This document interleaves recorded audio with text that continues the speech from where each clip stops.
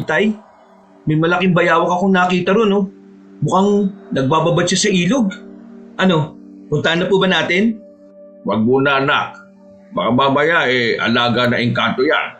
Siguraduhin muna natin para hindi tayo mapahamak. Engkanto po? Mag-aalaga ng bayawak? Oo naman. Ngayong mag-alas 3 na ng hapon, sigurado na nagsisilabasan na sila. Halika, lumapit tayo ron at matyagan natin. Kapag walang kakaiba sa bayawak, aatakihin natin yan. Huwag lang kayong gumawa ng ingit, baka makatakas pa siya. Sige po, Tate Armando. Kuya Diego, wag raw po tayong mag-iingay ha. Tumahimik ka na. Sa ating dalawa, ikaw lang naman ang maingay ha. Sige na, Ige. Dito ka sa tabi ko. At baka kung may iba pang mga mababangis na hayop na umatake sa atin. Tama kuya mo, Ige. Huwag kang lumayo sa kanya. Hindi natin alam kung ano pang ibang hayop na nakatira dito sa gubat eh. Sige po, Tate Armando. Hindi na po ako lalayo kay Kuya Diego. Nilapitan nila ang bayawak na sinasabi ni Diego. Nang makapwesto na sila sa pampang, nakita nilang nakababad ngayon sa tubig. Nakita nilang halos kasing laki na ng katawan ni Mang Armando ang katawan ng hayop. Kaya lahat sila'y namangha. Noon din, inihanda ni Mang Armando ang sibat niya at nang mapalingon sa kanila ang bayawak, buong lakas niya itong sinibat. Nagtilamsika na lang ang tubig sa ilog nang subukan pang tumakas ng nasabing hayop. Agad namang kinuha ni Mang Armando ang itak na hawak ni Diego na nilundagan yon upang patayin. Diego, halika! Tulungan mo akong buhatin ang bayawak na ito. Siguradong mapupuno na natin ang kawali natin. Sige po, Tay. Hintayin niyo po ako diyan. Ige, ikaw na muna magdala ng sibat at titak ha. Mabigat din kasi ang bayawak na yan. Sigurado na mahirapan kami kung kami pa ni Tatay ang magdadala ng itak at sibat namin. Sige kuya, ako nang bahala sa mga yan. Iabot mo na lang sa akin dito at nang hindi na ako makalusong sa tubig. O sige, o ito na oh. Salamat Ige ha. Walang anuman Kuya Diego. Ano Diego, handa ka na ba? Buhatin na natin ang bayawak na ito at nang makauwi na tayo. Siguradong hinihintay na tayo ng nanay niya. Opo Tay, nakahanda na po ako. Ay sige, 1, 2, 3. Tara, buhatin na natin Diego. Yeah! Nang mabuhat na nila, naglakad na silang tatlo pauwi sa kanilang bahay. Habang palabas sa gubat, naging panay ang paglingon ni Ige sa paligid. Napansin yun ni Diego, kaya pinaalalahanan niya ang nakababatang kapatid niyang huwag magtuturo ng kung ano-ano sa loob ng gubat. Napatango naman ang binatilyo at binabuti na nitong mauna sa paglalakad. Pagdating nila sa bahay nila, Abat, napakalaki naman ang bayawak na yan, Armando. Sigurado ba kayong hindi yan alaga ng mga engkanto? Mamaya baka kung ano pa yung mangyari sa atin kapag kinain natin yan Huwag kang mangamba, Loleng. Minatsyagan namin ito mabuti bago kunin. Kung alaga siya ng engkanto, sana nawala siya nung makita niya kami. Pero hindi. Ang ibig sabihin lang nun, gusto rin niyang mahuli namin siya. Sa katunayan nga po, may nakita kong talangka na kinakain yan Kaya sigurado po ako na hindi po alaga ng engkanto ang bayawak na yan, Inay. Ay, mabuti naman kung ganon. Wala, sige. Kukunin ko na muna yung malaking kawali at doon na natin lutuin ang karne ng bayawak na yan. Ay, sige, Loleng. Kakatayin ko na muna ito at nang mahugasan ko na rin. Tulungan ko na po kayo, Itay. Gutom na rin naman ako Gusto kong kumain mamaya kapag naluto na yan. Ay, sige, anak. O ikaw, Ige. Pumasok ka na lang sa bahay at magpahinga ha. Kami na ng kuya mong bahala rito. Sige po, Itay. Pagod din naman po ako Tawagin niyo na lang po ako kung kailangan niyo na po ng tulong ko Ay, sige, anak. Sinimulan na ni Diego at Mang Armando ang pagkakatay ng bayawak.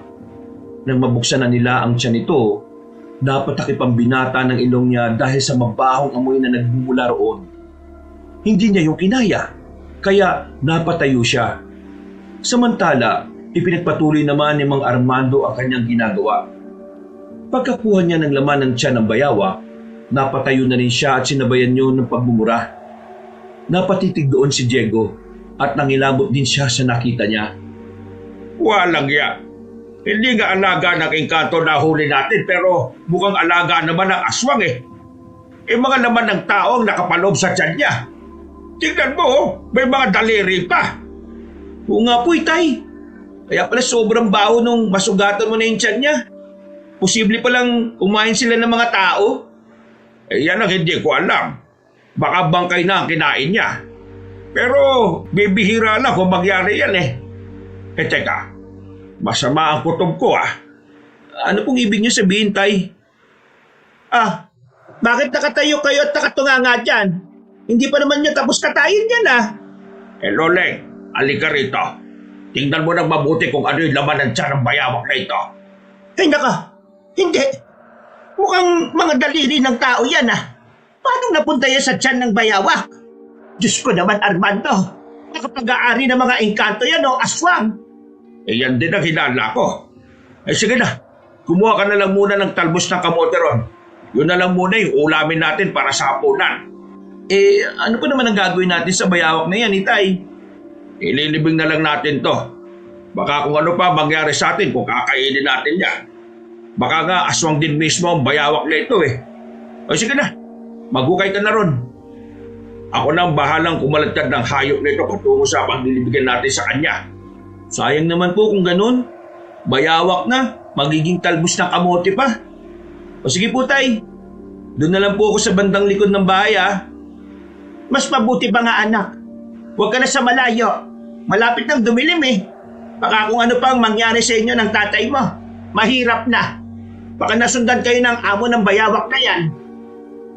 Kinuha ni Diego ang pala.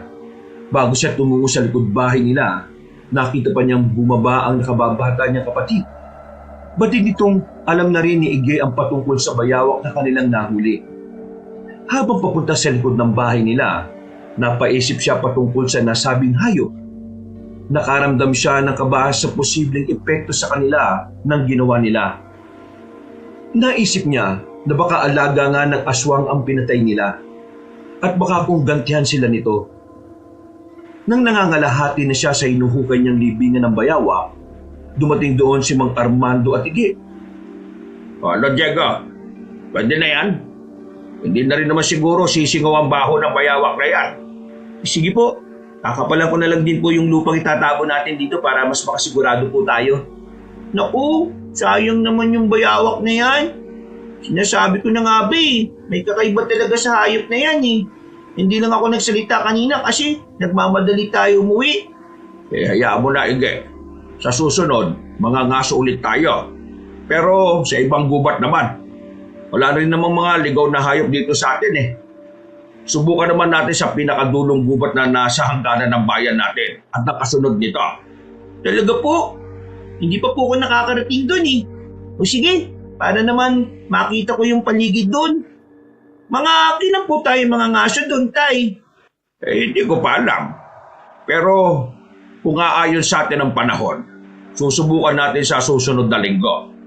Pareho lang naman kayo ng kuya mo na hindi pa nakakarating doon Kaya ihanda na ninyo mga sarili ninyo. Oo nga po, Itay. Pero sana hindi na natin maranasan ulit yung kagaya nito, no? Baka sa susunod, mas matindi pa dito yung mahuli natin Napatawa na lang si Mang Armando dahil sa sinabi ni Diego. Noon din pinagtulungan nilang ihulog sa hukay ang patay na katawan ng bayawak. Agad din nilang tinabunan ng lupa yon. Pagkatapos, sabay silang umuwi sa kanilang bahay. Dahil hindi natuloy ang pagkakatay nila ng bayawak, talbos na lang ng kamote ang inulam nila. Bago tuluyang dumilim ang paligid, nakapagapunan na rin silang apat. Nang nagpapantok na sila, hindi nila naiwasang magkwentuhan patungkol sa iba't ibang bagay. Alam niyo, nung kabataan ko, minsan na rin ako nakasagupan ng ganong uri ng bayawak. Sa pagkakaalam ko, kung hindi sila mga alaga ng muwa, siguradong alaga sila ng mga aswang. May naikwento na rin dati sa akin ng lola ko. Ayon sa kanya, ang aswang daw na yan ay tinatawag nilang kabakungan. Isang sinaunang aswang daw na kayang kumontrol ng ibang nilalang. Kayang kumontrol? Ay teka, hindi kaya alaga niya ang bayawak na napatay natin? Baka nga po, Itay. Teka, kung alaga niyo yung bayawak na yan, baka po nasa panganib na tayo. Naku, natatakot po ako, Itay, Inay. Wala namang masamang mangyayari sa inyo ng kuya mo. Nandito kami para protektahan kayo kahit ano pa man ang mangyari. Paano po kung gaganti siya sa atin? Kapag nangyari yan, wala tayong magagawa kung hindi ang harapin siya. Diego, alam kong mula pagkabata mo sinanay na kita. Ikaw ang mas maaasahan ko kapag nangyari ang sinasabi mo. Huwag mo sanang pabayaan ang kapatid mo kung sakali. Opo, Itay. Ako pong bahala sa kanya. Kayong tatlo. Puro na negatibo yung pinag-uusapan ninyo Mas mabuti siguro kung kalimutan na nyo yan at matulog na kayo. Sige kayo, hindi agad kayo lalaki niyan kapag kulang kayo sa tulog. Dahil sa sinabi ni Aling Loleng, nagpasya silang lahat na matulog na. Nasa kalagitnaan na sila ng pagtulog nila nang maalimpungatan si Diego. May narinig siyang mga alulong ng aso. Alam niyang may kung anong nangyayari sa paligid niya. Kaya nagmatsyag siya. Makalipas ang ilang sandali, may naulinigan siyang kaluskos sa bandang likuran ng bahay nila. Bumangon siya. At sa hindi niya inaasahan, nasagi niya ang braso ni Igit. Napabalikwas ang binatilyo at agad na nag-usisa sa kapatid niya kung ano ang gagawin nito. Huwag ka maingay. Baka magising si nanay at tatay.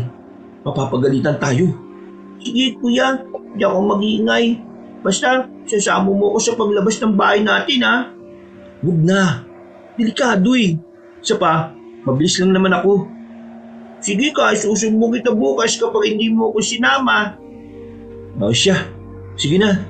Basta, huwag ka maingay Huwag mo sasabihin ka na tatay na lumabas tayo. Ako malalagot pag nagkataon. Alam mo naman yun, di ba? Oo, kuya. Hindi ako magsasalita. Bilisan lang natin Baka magising kasi sila Oo na, sige na. Tayo na't alamin natin kung ano yung ingay na narinig ko. Mukhang nanggagaling yun sa pinaglibingan natin ng bayawak Teka, kung ano, yung mga naririnig din akong kaluskos. Parang doon nga nanggagaling yun, kuya. Naging maingat sila sa paglabas sa kanilang bahay. Nang nasa labas na sila, tumungo sila sa bandang likuran. Marahan silang naglakad hanggang sa pareho silang natigilan dahil sa ingay na kanilang narinig. Sinipat nilang maigi ang bahagi kung saan nakalibing ang bayawak at nagkatitigan na lang silang magkapatid nang makita nila ang mga may itim na nilalang na kinakaladkad palayo ang hayop na inilibing doon. Ano kaya yung mga nilalang na yun? Bakit ang itim nila? Parang puno ng mga balahibo Ewan ko ba, kuya? Teka, hindi ba yun yung tinatawag nilang aswang? Kuya, natatakot ako. Baka makita nila tayo rito. Nakatalikod naman sila Sinabi na kasi kitang huwag ka nang sumama. Yan tuloy, natakot ka. Huwag mo na intindihin yung mga yon. Sige na, pumasok na tayo. Ewan ko ba? Parang bigla ako natakot Siguro, hindi na ako sanay na lumabas kapag madilim na ang paligid, kuya. Sige na. Bukas na lang natin hanapin kung saan nila dinala yung katawan ng patay na bayawak. Yun kung makikita pa natin. Sige, sabihin na lang din natin kay tatay yung nakita natin para naman masamahan niya tayong maghanap ng patay na katawan ng hayop na inilibing natin. Huwag na, Ige. Baka kung pagalitan pa tayo Tayo na lang ang maghanap bukas kung may oras tayo. Ikaw ang bahala, kuya. Kung yan ang gusto mo, wala akong magagawa. Bumalik ang magkapatid sa loob ng bahay nila at natulog ulit. Kinabukasan, narinig nilang sumigaw ang tatay nila sa likod bahay nila. Agad na naisip ni Diego kung ano ang dahilan nun. Kaya bumaba sila para puntahan si Mang Armando. Dahil nagtataka ang kanilang ama, minabuti na ni Diego na ipagtapat ang nasaksihan nila. Sa kabutihang palad, hindi naman sila pinagalitan ng tatay nila. Sa halip, pinayuhan lang na huwag nang uulitin ang paglabas ng bahay kapag malalim na ang gabi. Hindi na sana kayo lumabas kagabi. Hindi nyo alam kung ano ang posibleng nilalang na makasagupa ninyo. Ay, naku kayo talaga Itay, ano po kayo yung nakita namin kumuha sa bayawak? Itim po ang buong katawan nila eh. Hindi lang namin talaga alam kung dahil ba yun sa balahibo o yun talaga ang kulay nila. Kung hindi ako nagkakamali, aswang ang mga yon. Hindi ba, Armando? Oo, siguradong aswang yon. Pero malakas ang kutumpo na may nag-utos sa kanila para kunin yung katawan ng bayawak na yon. Diyos mio, paano kung balikan nila tayo? Baka kung ano pa mangyari sa atin dito. Armando, kailangan siguro natin lumipat ang matitirhan. Ano sa palagay mo? Wag. Walang lilipat. Poprotektahan ko kayo. Isa pa, mag-aalangan din naman ng mga aswang na yon na bumalik dito. Siguro ang misyon lang nila rito ay kunin yung bayawak na inilibing natin. Paano po kung bumalik pa sila, Tay? Anong gagawin natin? Wala akong magagawa kung hindi ang labanan sila. Pero bago ang lahat, sisiguraduhin ko muna ang kaligtasan yung tatlo.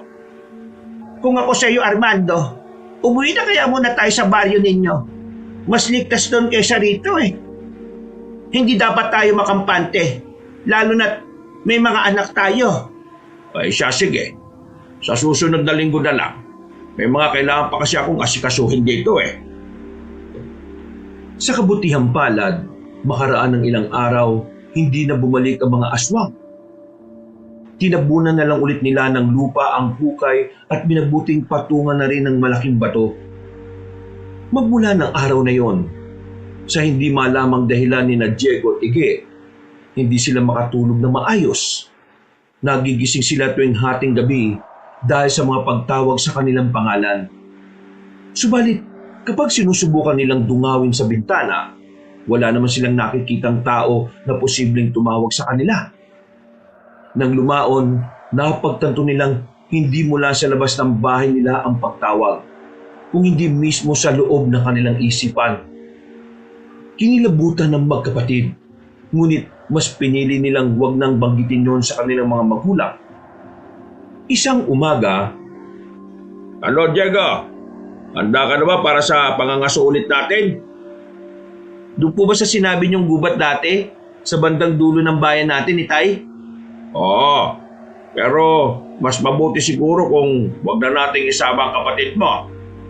Ige, maiwan ka na rito sa bayan, samahan mo ang nanay mo rito, ha? Huwag ka mag-alala. Kapag may nakita kami mga prutas sa loob ng gubat, pipitasin namin yon at ipapasalubong sa iyo. Ayoko nga po. Mas gusto kong sumama sa inyo, Itay eh. Sige na po. Pangako, hindi ako magiging malikot. Hindi na rin ako mag-iingay. Minsan lang din naman tayo mga aso ah. At hindi pa po ako nakakapunta rin sa gubat na plano niyong puntahan.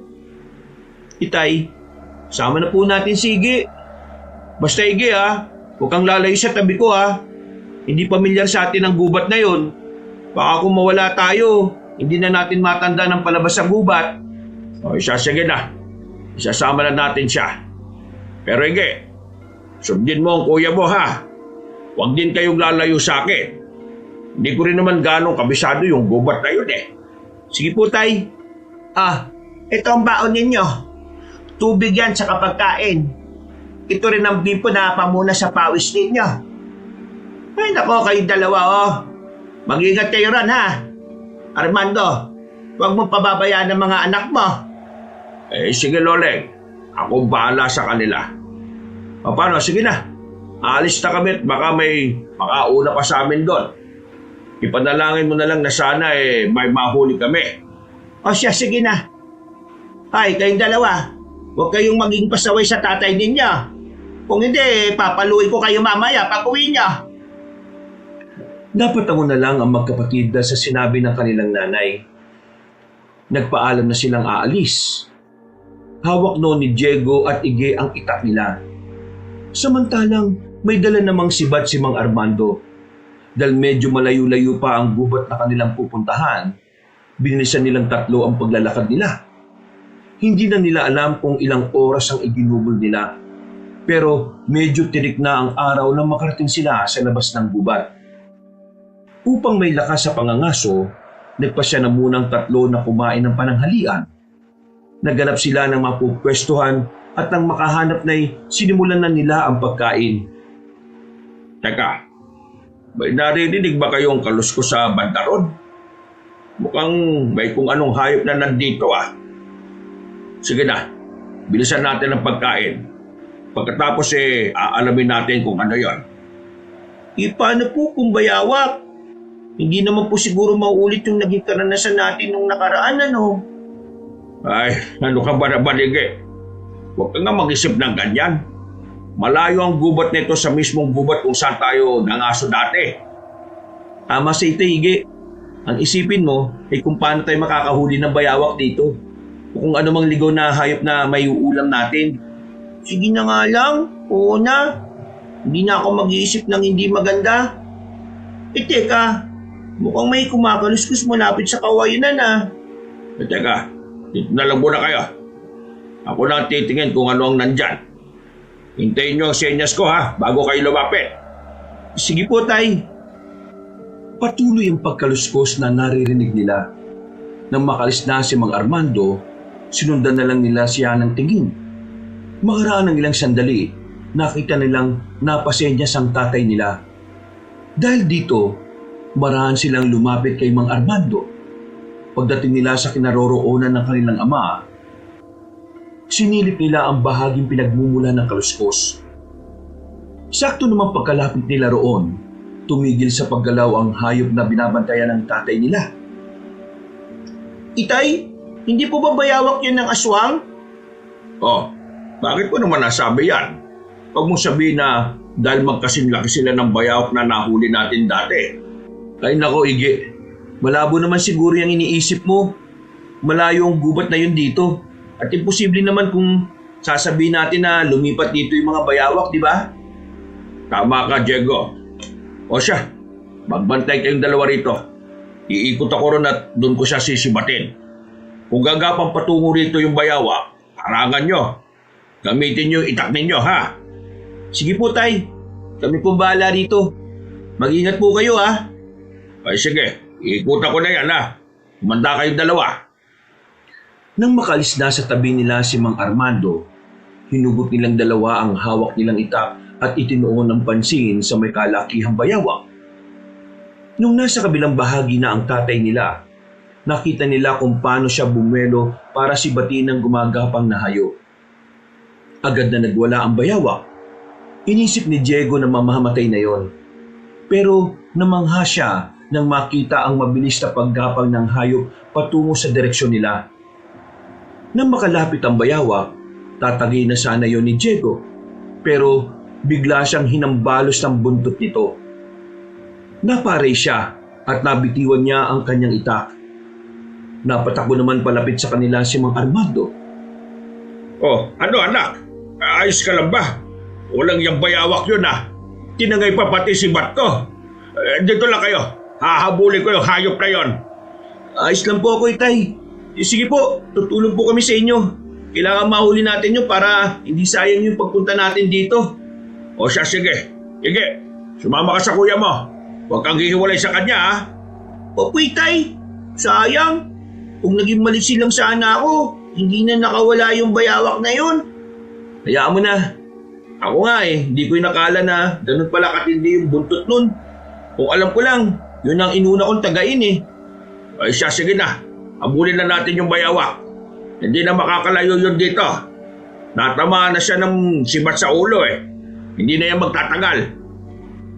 Naghiwalay sila ng direksyon. Tumungo sa bandang timog si Mang Armando.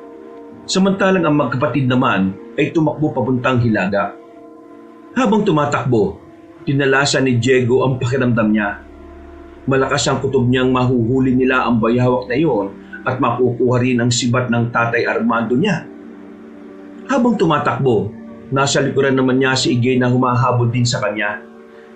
Kuya, magpahinga na muna tayo. Napapagod na ako eh. Oo, sige. Pero saglit lang ha. Baka makalayo tayo kay tatay at hindi natin siya makatagpo. Mahirap na. Hindi ko alam kung saan banda yung palabas ng gubat na to eh. Nasa na ba yung bayawak na yun? Bakit hindi pa rin natin siya nakikita? Hindi ko rin alam. Pero madali naman natin makikita yun eh. Nakatarak pa sa katawan nun yung sibat ni tatay, hindi ba? Ay, oo nga kuya. Sigurado, mahirapan yun sa pagtakas. Baka nga nahuli na siya ni Tatay Armando eh. Ay nako, tara na nga. Baka nga nahuli na yun ni tatay. Hanapin na lang natin siya para makauwi na rin tayo. Pagkatapos ng maiksing pagpapahinga nila, nagpatuloy silang magkapatid. Hinanap nila kung saan na nagpunta si Mang Armando. Magka-alas 5 na yon, kaya pareho silang nabahala. Hindi na rin naitago ni Iggy ang takot niya kay Diego nang mapansin niyang naging pabalik-balik na sila sa dinaraanan nila. Ganun pa man, sa halip na sumuko, ipinagpatuloy nila ang paglalakad nila habang tinatawag na malakas ang pangalan ni Mang Armando. Kuya Iggy, mukhang pinaglalaruan tayo ng engkanto ah. Anong gagawin natin? Baka kung hindi na natin makita si tatay at tuluyan na tayong maligaw. Sige, subukan natin maghanap ng posibleng daan. Yung hindi tayo magpapabalik-balik, baka may mahanap din tayo eh. Teka, balik na rin pala natin yung mga damit natin, Iggy. Bakit naman natin gagawin yun, kuya? Yung kasi yung sabi ng mga matatanda, para raw mawala yung bisa na kung ano mang ginagawa sa atin ng mga engkanto. Sigurado, kapag nagawa na natin yan, hindi na nila tayo mapaglalaruan. Sige, Kuya Diego, gawin na natin yan. Ngayon din. Kailangan mahanap natin si tatay eh. Sigurado nag-aalala na siya sa atin. Oh, nabaliktad ko na yung damit ko. Ikaw, ayos na rin ba yung sayo, Iggy? Oo, kuya. Magpatuloy na tayo baka maya-maya mawala na rin yung kung ano man yung ginawa ng mga engkanto sa atin. Sigurado yan. O sige na, Iggy. Baka kung maiwan pa tayo ni tatay eh. Nakailang hakbang pa lang silang magkapatid nang mapansin nilang hindi na sila bumabalik sa dinaraanan nila. Dahil dito, napagtanto nilang nawala na nga ang bisa na kung anumang salamangkang ginamit sa kanila ng mga engkanto. Ipinagpatuloy nila ang paglalakad nila hanggang sa marinig na nila ang boses ni Mang Armando na tumatawag sa kanila. Pinakinggan nila yon hanggang sa mawari nila ang pinagmumulan ng boses niya. Iggy, doon tayo sa mismong pinanggalingan natin. Baka doon tayo hinihintay ni tatay. Sige, Kuya Diego. Mukhang doon nga nagmumula yung pagtawag niya eh. Bilisan na lang po natin. Sigurado na naiinip na siya. Baka mapagalitan pa nga niya tayo eh. Hindi naman natin kasalanan kung bakit tayo naligaw ah. Basta, ako nang bahalang magpaliwanag sa kanya. Hindi niya tayo papagalitan. Sigurado ka, kuya ah. Oo naman. Sige na, mamaya na tayo magkwentuhan kapag nahanap na natin si Tatay Armando. Sige, kuya. Teka. May mga naririnig akong kaluskos sa bahagi kung saan tayo pupunta ah. Parang may mga gumagapang, Kuya Diego. Ha? Meron nga. Ano kaya yun? Sandali. Mukhang yan din yung kaluskos kapag may bayawak na gumagapang ah. Kuya, tingnan mo ron oh. May naaaninag akong gumagapang. Naku, mga bayawak, Iggy. Lumis tayo ng daan. Baka kung ano pa yung gawin nila sa atin. Duda ako mga alaga yan ng mga engkanto. Kuya, hindi mo ko. Natatakot ako sa mga bayawak na yan eh. Baka kainin nila ako. Kasama mo naman ako, di ba? Sige na, dito tayo dumaan para makaiwas sa kanila. Wala silang naging pakialam kahit na pumasok man sila sa mas masukal na parte. Ang boses ng kanilang ama na tumatawag sa kanila ang tanging naging gabay nilang magkapatid. Inakala nilang makakaligtas sila sa mga bayawak na yon. Pero nang makalabas na nang may mahanap ulit silang daan, napaatras na Diego at Iggy nang makitang may mga bayawak ding nakaabang sa kanila roon.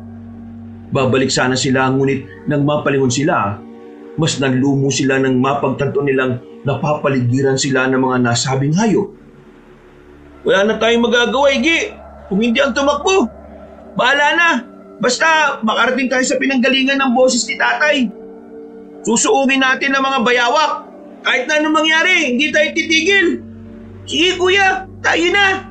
Kung yan lang ang tanging paraan para makalis tayo dito, makapunta tayo sa kinaroroonan ni tatay, gawin na natin. Sige na, Iggy. Huwag mo isipin ng mga hayop na yan ha.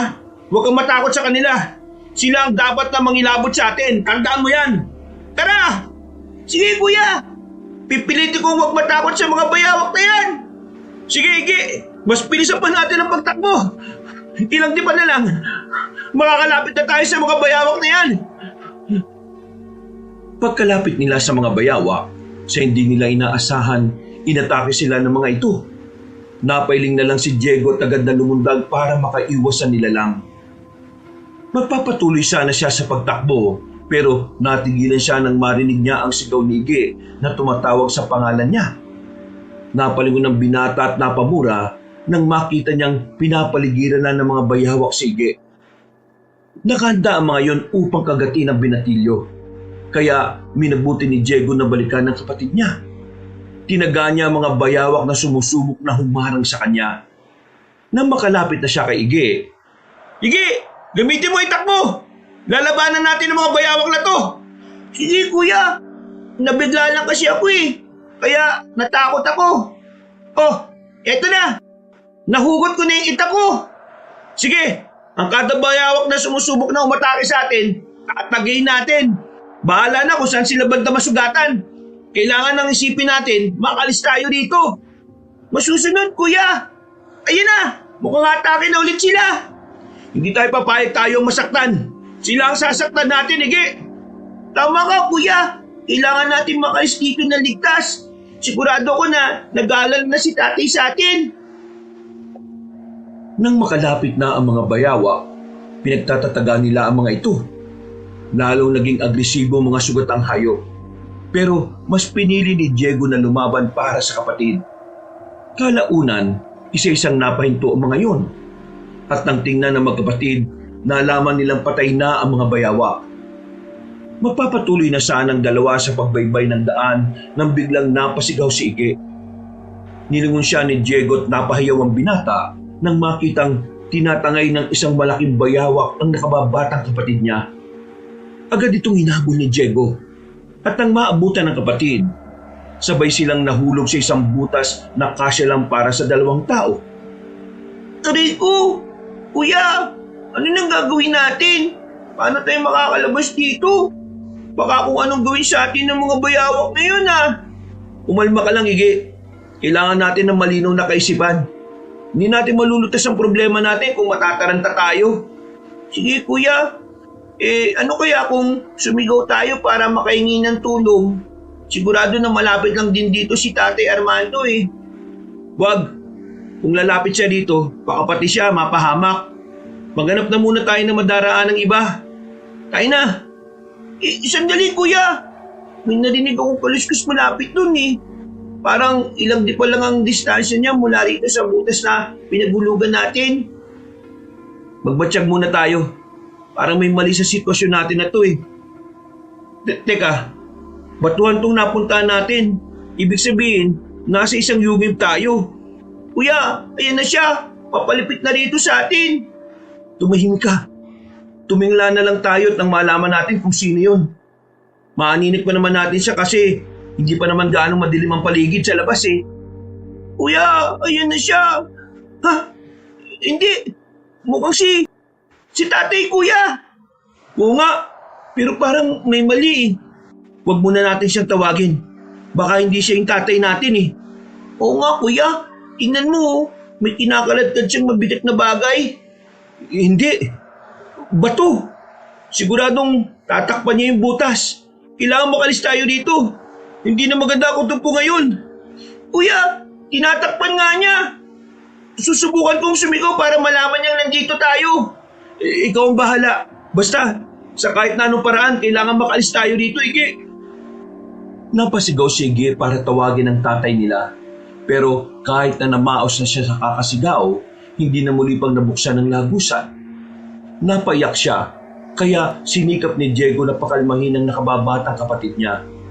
Nang medyo kumalma na si Ige, nag-usap sila patungkol sa kung anong gagawin nila at kung paano sila makakalabas sa naturang kuweba. Kuya, baka sinadya tayong ikulong dito.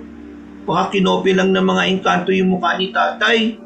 Sigurado ko na ginaya nga nila ang itsura ni Tatay Armando. Kung ikinulong nila tayo dito, ano naman ang motibo nila? Sigurado na malalim ang dahilan nila. Ano nang gagawin natin ngayon, kuya? Baka lalo na tayo mapahama kung mananatili tayo dito. Maghanap tayo ng lagusan. Sigurado na may iba pang daanan, maliban sa tinakpan na yan. Sige, pero paggabi na kuya eh. Magpapahinga na muna tayo dito. May natitira pa naman akong tubig at pagkain dito. Pagsaluan na lang natin to. Mas mabuti pa nga, Ige. Kainin na muna natin yan. Pagkatapos, matulog na rin tayo kahit saglit lang. Kinakailangan hindi tayo magtagal dito eh. Kung may nagplano man na ikulong tayo, sigurado na may masama silang binabalak sa atin. Kuya, si tatay nga pala. Baka kung ano lang ginawa ng mga aswang o engkanto sa kanya. O kung wala man silang ginawa, baka nag-aalala na siya sa atin ngayon. Huwag na muna natin siyang isipin. Sa ngayon, sarili muna natin ang pagtuunan natin ng pansin kung paano tayo makakaalis dito at kung paano tayo makakauwi ng ligtas. Napatago ang nakababatang kapatid ni Diego sa kanya.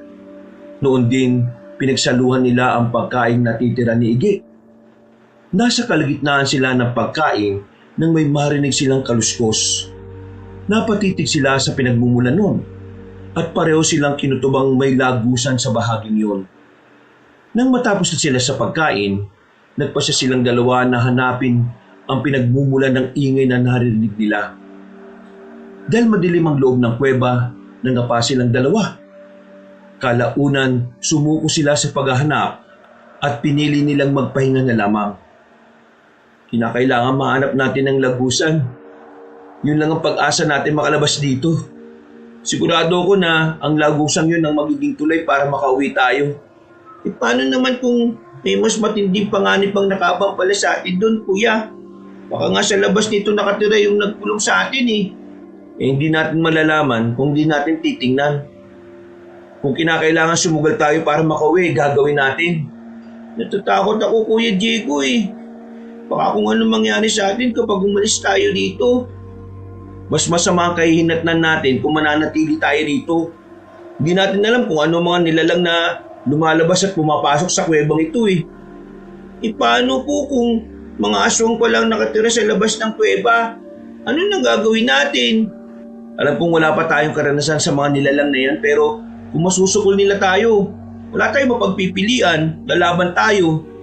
Kaya ikaw, huwag mong isipin ng takot mo. Kaligtasan natin ang isa-isip mo. Sige, Kuya Diego. Sisikapin ko pong huwag na matakot para makauwi tayo ng ligtas. Mabuti naman kung ganun. Huwag kang panghinaan ng loob, no? Makakalis tayo dito at makakauwi tayo ng... Ha? Natigilan sa pagsasalita si Diego nang sa hindi nila inaasahan, may nakasisilaw na liwanag na lumitaw sa harapan nilang dalawa. Napanganga sila nang makita nila ang isang lalaking may hawak na sibat at puno ng marka ang buong katawan. Nakaramdam sila ng matinding takot. Dahil mabangis ang itsura nito at animoy gusto silang patayin, takot na takot sila. Sino ka? Paano ka nakapunta rito? Anong kailangan mo sa amin? Huwag mo kami sasaktan, maawa ka. Naulog po kami dito at nakulong. Ako si Buyong Dumaraog. Isa akong diwatang sinasamba ng mga mandirigmang babaylan, mga tagatugis ng aswang. Ako ang tuwang nila sa pakikipaglaban sa mga nilalang na naging sugo ng Diyos ng idadalmon. Kung ganun po, wala kayong balak na saktan kami. Natatakot po kami. Ikinulong nila kami dito. Hinarang kami ng mga naglalaki ang bayawak. Tapos, kinaladkad niya ako. Hinabol po ang kapatid ko eh, kaya nahulog kami dito. Tapos po, may lalaki nagsara po ng lagusan gamit ang malapad na bato. Bayawak? Iisa lang ang alam kong may kontrol sa mga bayawak. Ang isang aswang na tinatawag nilang kabakungan. Teka, nabanggit na rin ni nanay dati yan ah. Ano po ba yan? Sino siya? Ang kabakungan ang kaisa-isang aswang na nagmumula sa lahi ng mga aswang na Harimudon at Muwa. May sa bayawak ang totoong anyo nila, pero kaya nilang mag-anyo na kagaya ng karaniwang aswang. May kakayahan silang kontrolin ang tao. Kinukuha nila ang balat niya at ginagawang katulad ng manika o puppet. Ano naman po ang koneksyon nila sa mga bayawak? Kinokontrol nila ito at ginagawang alaga. pinapakain ng mga karne ng tao. Nagagawa nilang utusan ng mga alaga niya para pumatay at maghatid sa kanya ng pagkain. Bakit po kaya niya kami kinulong dito? Hindi ako sigurado, pero sa nakikita ko, naging interesado siyang maging pagkain kayo.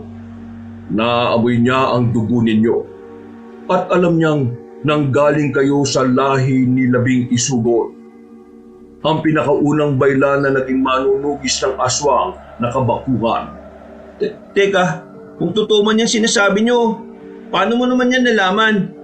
Oo nga po, siguro kasabwat ka niya, no? Nagkakamali kayo.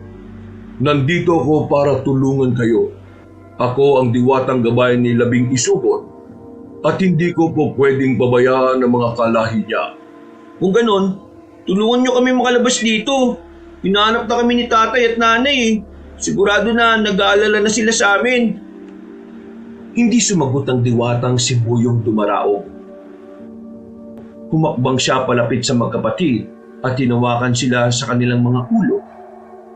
Habang ginagawa yun ng diwata, naramdaman ni Diego ang kakaibang enerhiyang dumaloy sa kanyang katawan. Nang matapos yung gawin ni Buyong Dumaraog, hinubad niya ang dalawang anting-anting niya at ibinigay yon sa magkapatid. Isuot niyo ang pangil na yan. Poproteksyonan kayo niyan at magbibigay ng kakaibang liksi at lakas. Hindi rin kayo madaling tatablan ng kung anumang mahikang itim ng kabakugan. Ano po ito, Buyong Dumaraog? Bakit malalaki ang pangil na ito at kakaibang kulay? Oo nga po, parang nakakatakot naman ang tunay na nagmamay-ari nito. Yan ang pangil ng halimaw ng Manalintan. Pinabasbasan ko na rin yan sa mga diwata at Diyos na naninirahan sa bundok ng Madyas. Sige na, isuot nyo yan. Maraming salamat, Buyong Dumaraog. Walang anuman. Sige na, kailangan ko na munang umalis. Huwag kayong mag-alala. Sa oras na kailangan na ninyo ako, darating ako. Sa ngayon, yan ang munang anting-anting ang may tutulong ko sa inyong magkapatid. Teka po, pwede po bang sumama na lang kami sa inyo sa pag-alis nyo dito? Baka mamaya, kung ano pa kasi yung gawin nila sa amin eh. Huwag kayong mag-alala. Ngayong nasa inyo na ang anting-anting ko, sigurado na mahihirapan ang mga bayawak at aswang na kalabanin kayo. Kapag nagpakita na ang kabukungan, ako na ang bahala sa kanya. Hindi ko rin pala kayo maisasama. Hindi nyo kakayaning dumaan sa lagusang dinaraanan ko. Kung ganun po, dito na lang po muna kami. Maghanap kami ng magandang pagkakataon para tumakas. Salamat po, Buyong Dumaraog. Napatango ang diwata sa kanila. Noon din, lumitaw ang liwanag at nilukob noon si Buyong Dumaraog. Sa isang pag-isap ng mga mata ni na Diego, naglaho ang nasabing nilalang. Nang mga panahon na yon, pareho silang nakaramdam ng antok. Napaisip silang baka dulot yun ng anting-anting na ipinagkaloob sa kanila. Kaya hindi na nila nagawang pigilan ng sarili nila. Hindi nila alam kung ilang oras o gabi silang nakatulog. Nagising na lang sina Diego at Ige dahil sa mga pag-angil na narinig nila sa hindi kalayuan. Napangiti pa sila nang mapagtanto nilang kahit madilim ang kuweba, nakakakita na sila roon. Ige, narinig mo yon? May mga ingay. Ibig sabihin, may lagusan sa bandaron. Halika, puntaan natin ang bahaging yun. Sige kuya, baka sakaling may madaanan tayo riyan. Teka, epekto kaya to ng ibinigay sa atin ng diwata? Siguro nga, mabuti kung ganun. Hindi tayo mahirapang makalis sa kuwebang to. Sige na, hanapin natin ang pinanggagalingan ng pag-angil na yun. Kuya, paano kung mga asong ang mga yan? Baka mga alagad yan ng kabakungan. Wala na akong pakialam. Hindi tayo dapat na matakot. May protection tayo.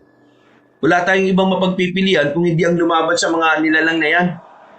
Yan ang natatanging paraan para makatakas tayo sa kuwebang ito eh. Sige kuya, alam ko namang hindi mo naman ako pababayaan eh. Basta kahit na anong mangyari, walang iwanan ha. Oo naman. magkasama din tayong lalabas. Dahil masyado mataas ang butas kung saan sila nahulog, hindi na yung sinubukang abutin pa ni Diego. Noon din, naganap silang dalawa ng lagusan palabas ng nasabing kuweba. Ang mga ingay na narinig nila ang sinundan nilang gabay para matunto ng daanan. Nasa kalagitnaan sila ng paglalakad nang may makita silang mga nilalang na mabibilis kong gumalaw at nagawang kumapit sa dingding at bubong ng kuweba. Kuya, tingnan mo yung isang nakakapit sa dingding ng kuweba. Ang balat niya ay parang sa bayawak at ang ulo niya katulad din sa bayawak. Kung ganun, malaki ang posibilidad na silang nakita natin mga bayawak. Baka nagiging mga anyong bayawak talaga sila kapag may araw at nagiging ganyan kapag gabi. Siguro nga. Teka, kung magpapatuloy tayo dyan, baka tambangan nila tayo. Marami sila, kuya. Baka yan na yung mga alaga ng kabakungan eh. Wala naman tayong ibang malulusutan, di ba? Ihanda mo na lang ang itak mo, Ige. Lalabanan natin sila para walang maging sagabal sa pagtakas natin. Pero, wala nang pero-pero. Nasa atin ang anting-anting ni Buyong Dumaraog. Hindi ba? Walang masamang mangyayari sa atin. Ang kailangan lang natin gawin, labanan sila sa abot na makakaya natin. Kung matatalo natin sila, malaya tayong makakalis dito. Paano naman yung mga aswang na kabakungan? Hahanapin tayo nun, kuya. Hayaan mo na. Ang importante, makatakas tayo. Hindi ba, sabi ni nanay, aalis din naman tayo sa baryo natin. Kaya sige na, maganda ka na. At dadaan tayo sa bahagi kung saan nagbabantay ang malabayawak ng mga aswang na yan. Hinugot nila ang itak nila at nagpatuloy sila sa paglalakad. Nang nakailang hakbang na ang magkapatid, lumundag ang isang malabayawak ng nilalang para suburin sila. Napakbang naman si Diego at siya na mismo ang umalaban sa nilalang. Maliksi ang galaw noon, pero nagagawang ilaga ng binata ang kada pag-atake nito. Nasa kalagitnaan na siya ng pakikipaglaban doon nang umatake rin sa kanila ang mahigit sa 10 aswang. Dahil dito, mas pinigihan ni Diego ang pakikipaglaban doon. Nang susunggaban sana sila ng nilalang, ginilitan niya ito at ibinalibag patungo sa iba niyang mga kasama. Napaangil naman ang mga yon at naghanda na sa pag-atake sa magkapatid. Ige, kakalabanin ko mga aswang na yan. Ikaw naman, maghanap ka ng pagkakataon para makalis dito. Hindi, kuya. Sinabi natin na walang iwanan, di ba? Tutulungan kita. Hindi na ako matatakot sa mga yan. Kakalabanin natin sila at uubusin. O sige, kapag nasugatan ko na at makakalapit na sa'yo, tagain mo hanggang sa mamatay. Gagamitin natin ang bertud na mula sa anting-anting ni Buyong Dumaraog. Hindi natin siya bibiguin. Sige, Kuya Diego. Nandiyan na sila. Mukhang sabay silang atake sa atin. Sige na, Ige. Mag-antabay ka sa likuran ko. Kaya ng sabi ko, tagain mo ang mga nilalang na makakaiwas sa itak ko. Masusunod, Kuya Diego. Sige, mga malabayawak na aswang. Sumugod kayo. Tingnan natin ang kakayahan nyo. Kung sinadya nyong daling kami rito, magbabayad kayo. Umatake sa kanila ang mga nilalang. Dahil dito, itinuon ni Diego ang buong pansin niya roon. Ang kada aswang na lumalapit sa kanya, tinataga niya sa liig at ibinabalibag patungo sa likuran niya. Narinig din niya ang paghiyaw ni Ige, kaya naisip niyang pinagtatataga niya ang mga aswang na yon. Nang kaunti na lang ang umaatake sa kanya, nilingon niya ang kapatid niya at napangiti siya nang makitang ginigilitan na sa liig ng binatilyo ang mga yon. Nang medyo kaunti na lang ang kalaban nila, humakbang si Diego para suburin ang mga yon. Sa hindi inaasahan, bigla siyang inatake ng nilalang sa likuran. Kaya tumilapon siya at tumamang likuran niya sa dingding ng kuweba. Tumakbo naman si Ige patungo sa kanya at tinulungan siya nitong makatayo. Kuya Diego, ayos ka lang ba? Bakit hindi mo kagad napansin ang aswang na yon? Ayos lang ako. Teka, ang mga aswang pala, baka may natitira pa sa kanila at baka makatakas. Wala na, kuya. Nang inatake ka ng aswang, sinugod ko rin siya tinaga sa likod. Hindi niya ako nagawang lingunin. Kaya nang bumagsak siya, tinaga ko na lang din siya sa liig. Magaling kapatid ko. Kahit na binatilyo ka pa lang, may taglay ka ng husay. Oo naman. Alam ko rin naman na kung ako ang nasa kalagayan mo, papatayin mo rin yung aswang na yun. Siyempre naman hindi dapat tayo pumapayag na saktan ng mga nilalang na yan ang kahit na sino sa atin. Teka, wala na kayang mga nilalang na nakaantabay sa lagusan? Hindi ko alam kuya eh. Gusto mo ba tingnan ko? Mukhang dyan sa dinaanan nila ang lagusan palabas eh. Hindi, sabay natin titingnan. Halika na, baka dyan na nga yung hinahanap natin at makakalabas na tayo. Baka kasi masakit pa yung katawan mo dahil sa pagkatilapon mo kuya eh. Hindi na, kaya ko naman eh. Mas masakit pa nga yung palo ni nanay doon. Sige lang, ang importante sa ngayon, makalabas na tayo dito sa kuweba na to. Pinuntahan nila ang bahagi kung saan posibleng dumaan ng mga malabayawak na aswang. Subalit, nang nandun na sila, nakita nila ang 3 lagusan. Natigilan sila at saglit na napaisip. Nilapitan nila ang unang lagusan at metyagan, pero may naamoy silang malansang samyo roon. Pinuntahan nila ang ikalawa at napansin nilang sobrang init doon. Dahil iba ang kutob nila sa dalawa, nagpasya ang magkapatid na pasukin nila ang 3 lagusan. Umasa silang ang napili nilang daan ang siyang magdadala sa kanila sa labas ng kuweba. Mga anak, tama ang lagusang pinasukan nyo. Halika kayo, lumapit kayo sa akin at lalabas na tayo sa kuweba.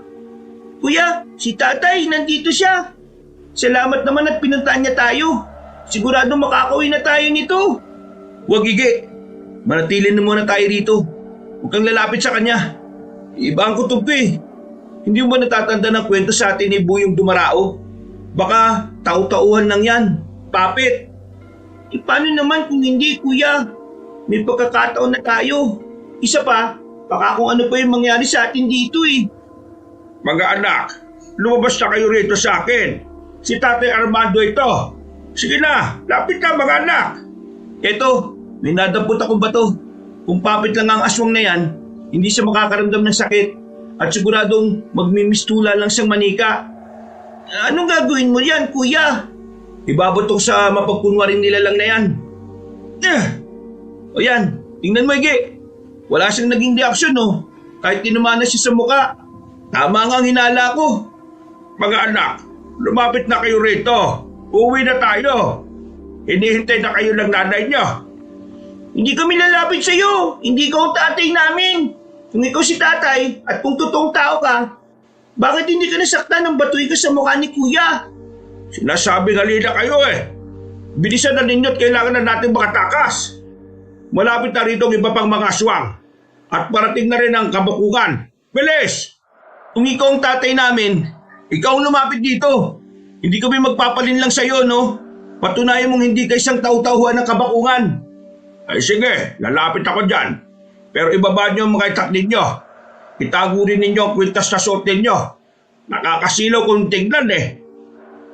Bagyang ibinaba ng magkapatid ang mga itak nila. Na magsimula ng humakbang si Mang Armando, napansin ni Diego na hindi nakalapat sa lupa ang mga paa niya.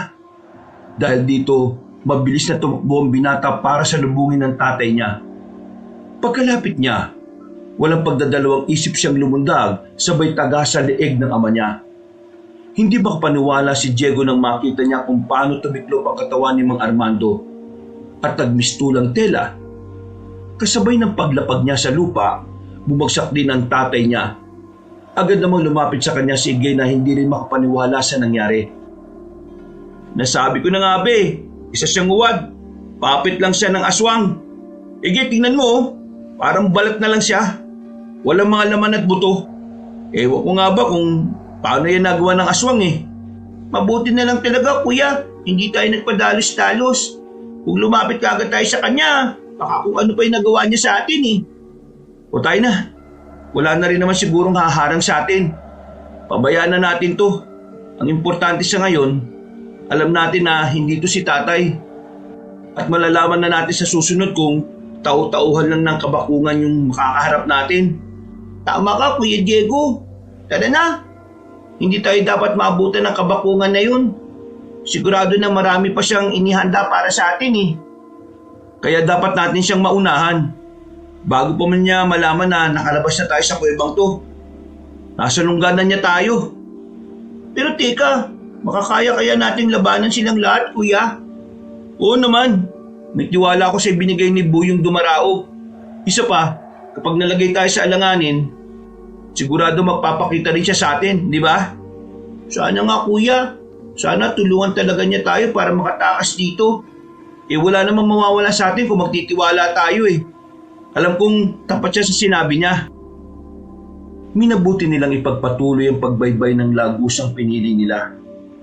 Habang papalayo sila sa bahagi kung saan nila nakaengkwentro ang peking ama nila, may nalanghap silang malansang samyo.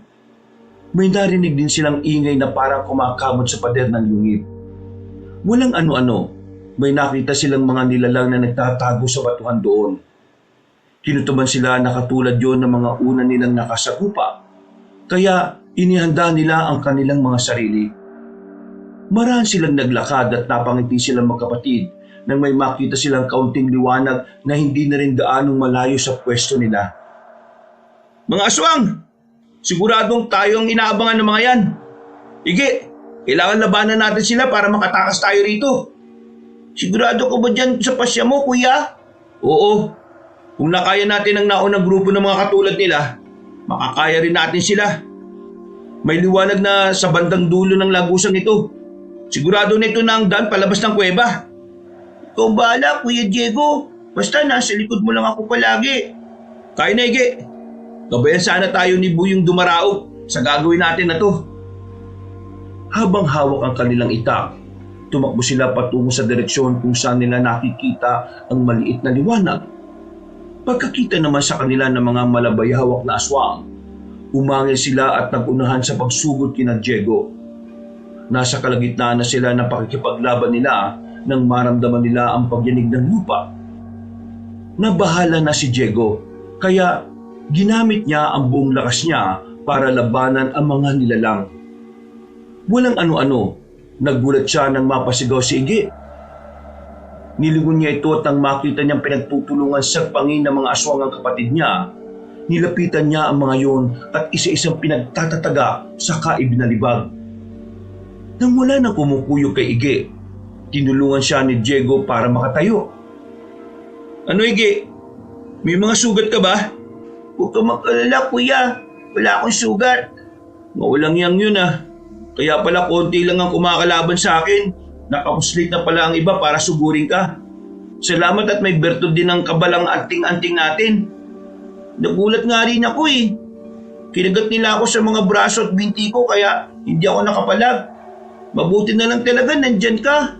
Maraming salamat, Kuya Diego ah. Walang anuman, Ige. Ngayon, malaya na tayo makakalabas sa yungib. Sana naman, wala nang nakaantabay sa atin dyan. Ano, kaya mo ba? Oo naman, kuya. Mukhang ilang araw na tayong nasa loob ng kuwebang ito eh. Medyo nakakaramdam na rin ako ng gutom. Ako rin. Mabuti na lang at binigyan tayo ng mahiwagang kwintas na ito ni Buyong Dumaraog. Baka may bertod din to na hindi tayo madaling uhawin at gutumin. Siguro nga, kuya. Ano, handa ka na ba? Tayo na at nang halabas na tayo dito. Sige, Kuya Diego, tara na. Nakailang hakbang pa lang silang magkapatid nang biglang yumanig ng malakas ang lupa. Nagsibagsakan ng mga bato sa kuweba, kaya parehong nabahala ang magkapatid. Gamit ang kanilang liksi, iniwasan nila ang mga nahuhulog na bato hanggang sa makarating na sila sa tapat ng bukana ng kuweba. Lalabas na sana sila roon nang sa hindi inaasahan, may nahulog na malaking tipak ng bato at humarang yun sa lagusan. Babalik pa sana sila para maghanap ng iba pang madaraanan, pero bumagsak din doon ang malaking bato. Kuya, mas talo tayong nakulong dito. Ano nang gagawin natin? Kapag yumanig pa at nahulog ang mga bato sa pwesto natin, siguradong durog tayong dalawa eh. Kaya nga, kailangan makahanap tayo ng paraan para makalis dito. Ano kaya kung subukan natin itulak ang batong nakatakip na yan? Paano naman natin gagawin yan, kuya? Wala tayong gaanong espasyo. Teka, kung durugin kaya natin, makakaya kaya? Hindi natin malalaman yan kung hindi natin susubukan. O sige, Ige, halika't subukan natin durugin ang bato gamit ang mga kamao natin.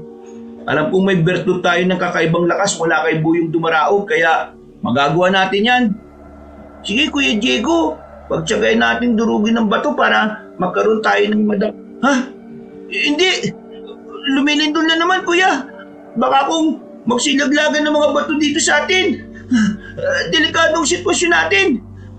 Oo nga, sige na. Bilisan natin ang pagsuntok sa bato. Umasa na lang tayo na makakaya nating durugin yan. Sana nga kuya. Ayun na, nagsisilaglagan na ang mga bato kuya. Huwag mo intindihin yan. Ituon mo, pansin mo sa batong ito. Sige, suntukin natin ang walang tigil ng batong ito. Namangha sila pareho nang makita nilang nagkaroon yun ng mga bitak. Nasa kalagitnaan na sila ng ginagawa nila nang sa hindi nila inaasahan, may malakas na puwersang tumama sa kanila. Nagmula yun sa likuran ng malaking bato. At dahil sa lakas nun, tumilapon ang magkapatid. Napatitig sila sa harang ng lagusan at namulagat ang mga mata nila nang makita nila ang tatlong lalaking nakatayo. Lahat sila ay kamukha ni Mang Armando. Alam nilang papit lang yon ng kabakungan. Kaya inihanda nila ang sarili nila. Ano? Magmumukpok lang ba kayo riyan? Bukas na ang lagusan ng kuweba. Upuwi na tayo. Hinahanap na kayo lang nanay ninyo. Tama na! Huwag na ninyo kami paglaruan. Alam namin na wala sa kahit isa sa inyo ang totoong ama namin. Mga balat lang kayo na binigyang buhay at nagkukunwa rin si tatay. Ige, bunso. Halika kay tatay. Upuwi na tayo. Hindi. Kung kanina maniniwala pa sana ako dahil isa lang ang nagpapakilalang tatay. Ngayon, hindi na. Tatlo kayo mga tau-tauhan ng aswang at hindi nyo may pagkakailayan. Tama, sige. Ngayon, mamili na lang kayong tatlo. Aalis kayo sa daanan namin at hahayaan kami makatakas o itutulad namin kayo sa naon ng kawangis nyo. Bakit? Iniisip ba ninyo na makakalis kayo rito? Hindi! Gagamitin ang pinuno namin ang dugo nyo para mas maging malakas siya. Ang dugo ni Labing Isugon na nananalaytay sa inyo ang magbibigay sa kanya ng karagdagang kapangyarihan. Kahit na ano pang sabihin at gawin nyo, aalis kami rito. Hindi kami mananatiling nakakulong sa kuwebang to. Napahalakhak ang tatlong kawangis ni Mang Armando. Dahil nakaarang sila sa lagusan, minabuti ni Diego na suburin sila. Hindi naman siya hinayaan ng nakababatang kapatid niya. Agad ding sumugod sa kanya, sige. Pagkalapit ni Diego sa tatlo, aatakin sana siya ng mga yon. Pero bago pa man nila siya masunggaban, umilag na siya at tinaga ang isa sa kanila. Nabuwal yon at gaya ng inaasahan, nagmistulan na lamang tuyong balat ang nilalang. Inatake naman ni Iggy ang isa at naglaban silang dalawa. Napangiti na lang ang binata nang makita niya ang husay ng kapatid niya ng mga oras na yon. Nang susugurin sana siya ng isa pa, nilundag niya ito at buong lakas na tinaga sa ulo. Pagkabagsak noon, nangayayat yun hanggang sa maging katulad din siya ng naunang nilalang. Kuya, napatay ko na rin ang kalaban ko. Ano kaya mga ito? Bakit kuha-kuha nila ang itsura ni tatay? Hindi ko alam, pero isa lang ang nasisiguro ko. Mga papit sila ng kabakungan. Kailangan natin mag-ingat, Iggy. Baka magulat na lang tayo at kalabanin natin ang sarili natin. O ano, susubukan na ba natin lumabas sa kuwebang to? Sige, mas mabuti pa nga. Dito ko nakakita ng liwanag kanina. At malakas ang kutob ko na ito ang daan palabas. Sana naman makauwi na tayo. Baka kung nandyan sa labas ng kabakungan, anong gagawin natin? Kung kinakailangan natin silang labanan, gagawin natin. Hindi tayo papayag na ang mga katulad nila maghahari dito sa mundo. Kung ganun, sige, paala na. Basta ang importante, makakauwi tayo. Sigurado na nag-aalala si nanay at tatay sa atin Basta, kahit na anong mangyari, huwag tayo magpapatalo sa mga aswang na yan. Napatango na lang si Iggy kay Diego. Noon din, nagpa siya ang dalawa na lumabas sa kuweba kung saan sila nakulong. Pagkalabas nila roon, napalunok ng laway niya ang binata nang mapansin ang kakaibang aura ng lugar. May mga punong nakatayo, pero mga patay na. Wala ring damot ang lupa'y halatang tigang na. Natigilan sila sa tapat ng kuweba habang ginagala ang paningin nila. Walang ano-ano, nakarinig sila ng mga pagkaluskos. Sinipat nila ang paligid at nakita nila ang napakaraming malabayawak na aswang na nakahandang umatake sa kanila. Kuya, napansin mo ba? Parang hindi sila nauubos ah. Ano kaya ang sikreto nila? Hindi ko alam. Siguro marami lang talagang mga ganyang uri ng aswang dito. Ibang lupain ito sa kalupaang nasa atin. Baka nga nasa kabilang bahagi tayo ng mundo eh. Nasa mundo ng mga patay na tayo, kuya? Hindi. Marahil nasa mundo tayo ng kabakungan. Kaya kailangan natin maging alerto. Hindi natin alam kung ano o sino ang kalaban natin eh. Hindi rin natin alam kung ano ang kanyang kakayahan.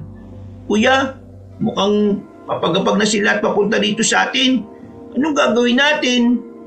Kailangan madali natin ang laban sa kanila. Kapag naging paligoy-ligoy tayo, baka may iba pang dumating. Balwarte nila to eh. At siguradong marami pang nakaabang sa atin. Sigurado na ikinulong tayo para kung lalabas man tayo, dito tayo pupunta. Ibig mo sabihin, kuya, sinadya nila sa kuweba tayo ikulong? Oo, para hindi madaling mahalata. Baka sila nga rin yung gumawa ng kuwebe. O kung hindi man, baka yun din ang lagusan ng mga taong bayawak papunta sa gubat. Malapit na rin sa atin ng mga aswang, Kuya Diego. Mukhang mas mabagsik sila kaysa sa mga naunang nakalaban natin. Huwag kang panghinaan ng loob. Kaya natin ang mga yan. Tandaan mo, Ige, kahit na anong mangyari, uuwi tayo ng buhay. Oo, kuya. Tatandaan ko yan. Nang malapit na sa kanila ang mga aswang, napalig sina Diego sa suot niyang anting-anting. Dumakot din sila ng alikabok at ipinahid sa talim ng itak nila. Saktong pagkatapos nilang gawin yon, nakalapit na sa kanila ang malabayawak na nilalang. Nasa kalagitnaan na sila ng pakikipaglaban ng muling lumindol. Parehong natigilan ang magkapatid nang mapatitig sila sa hindi kalayuan. Nagkaroon ng bitak ng lupa at mula roon, lumabas ang isang nilalang na napakaraming bukol sa katawan. Kulay abo ang mahabang buhok. Nakausli ang pangil at nagbabaga ang mga mata. Nakalutang siya sa ere habang nakatitig sa kawalan. Mukhang yan na yung kabakungan. Kakaibang uri ng aswang siya. Itsura pa lang, malalaman mong mabagsik siya. Oo nga, kuya. Pero hindi ako matatakot. Alam ko na makakaya rin natin ang aswang na yan. Ubusin na muna natin ang natitirang aswang na nandito at nang maituon natin ang pansin natin sa kanya. Sige, kuya. Iilan na lang din naman ang mga ito eh. Ayan, lahat ng mga malabayawak na nilalang. Nagawa na natin patayin. Malaki ang naitulong ng anting-anting na bigay ni Buyong Dumaraob. Naging madali sa atin ang talunin ng mga ito. Oo nga, kuya. Sana pati ang aswang na yan, matalo natin. Mukhang kagigising lang niya eh. Tingnan mo, kuya oh. Parang wala pa siya sa sarili niya. Halika, dahan-dahan tayong lumapit sa kanya. Kapag may pagkakataon, susugurin natin siya. Pero kailangan natin maging maingat. Hindi natin alam kung ano ang kayang gawin ng kabakungan na yan eh. Eh teka, nasaan na kaya si Buyong Dumaraob? Bakit hanggang ngayon, hindi pa rin siya nagpapakita sa atin, kuya? Akala ko ba'y tutulungan niya tayo?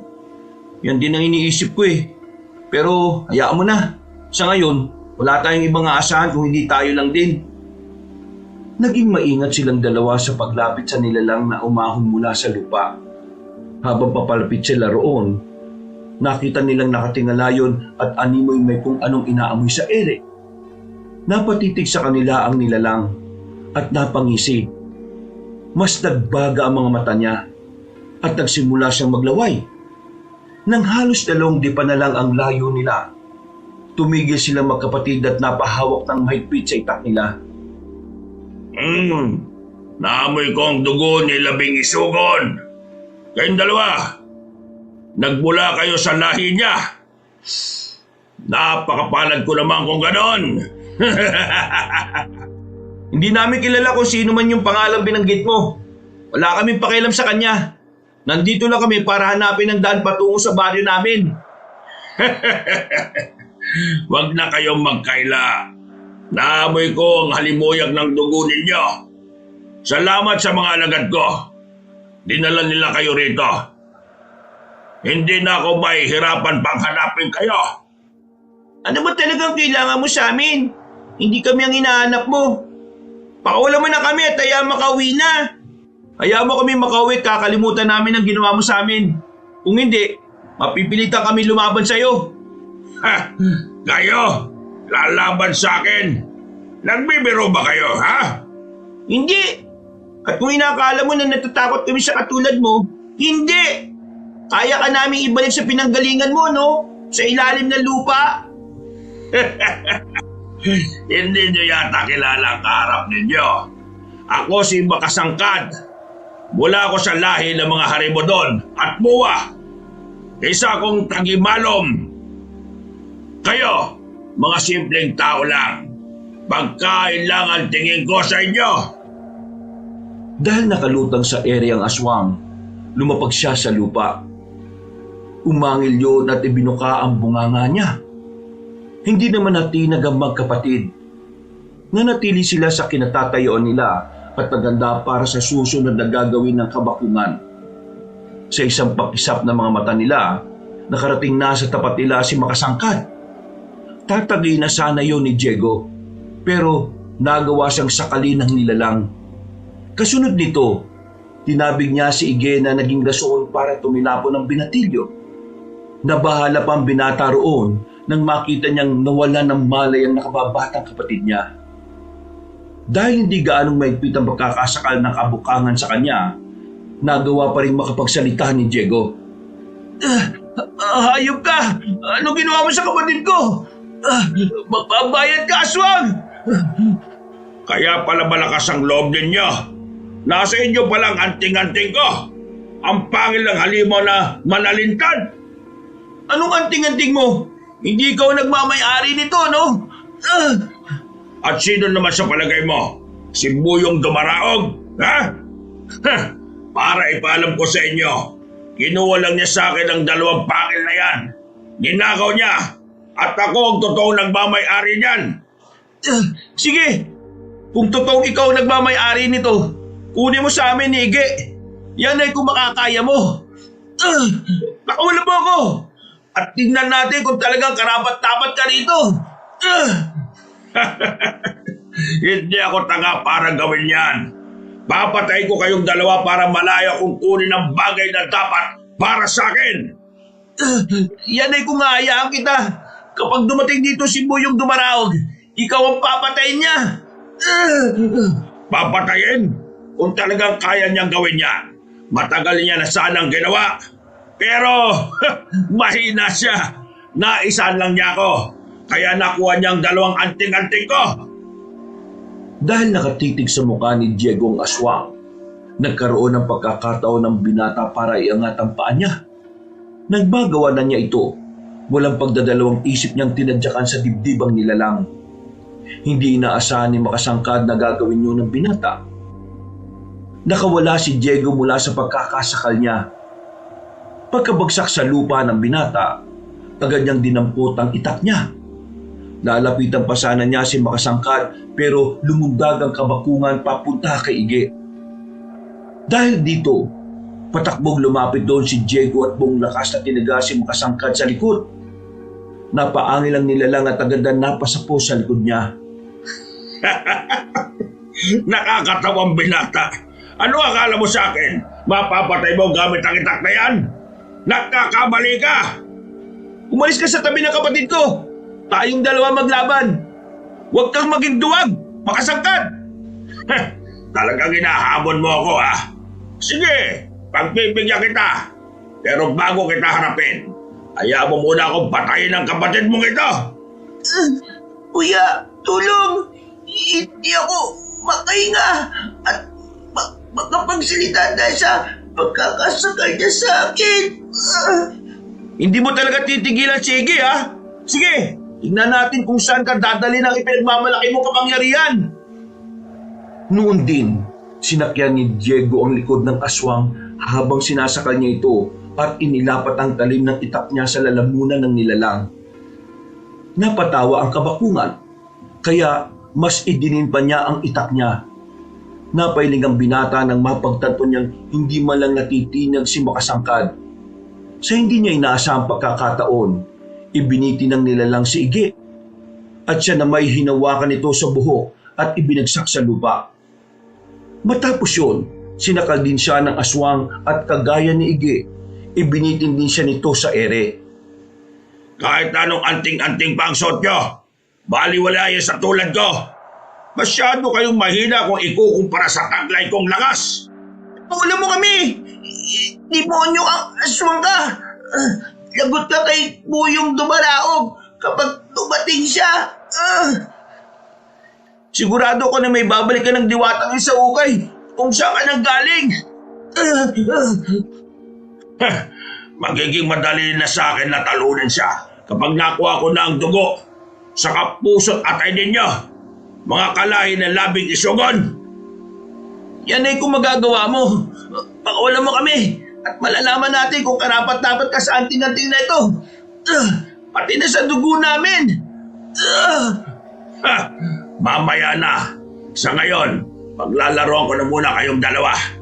Susukatin natin ang kakayahan at bertud ng suot ninyong pangil ng manalintad.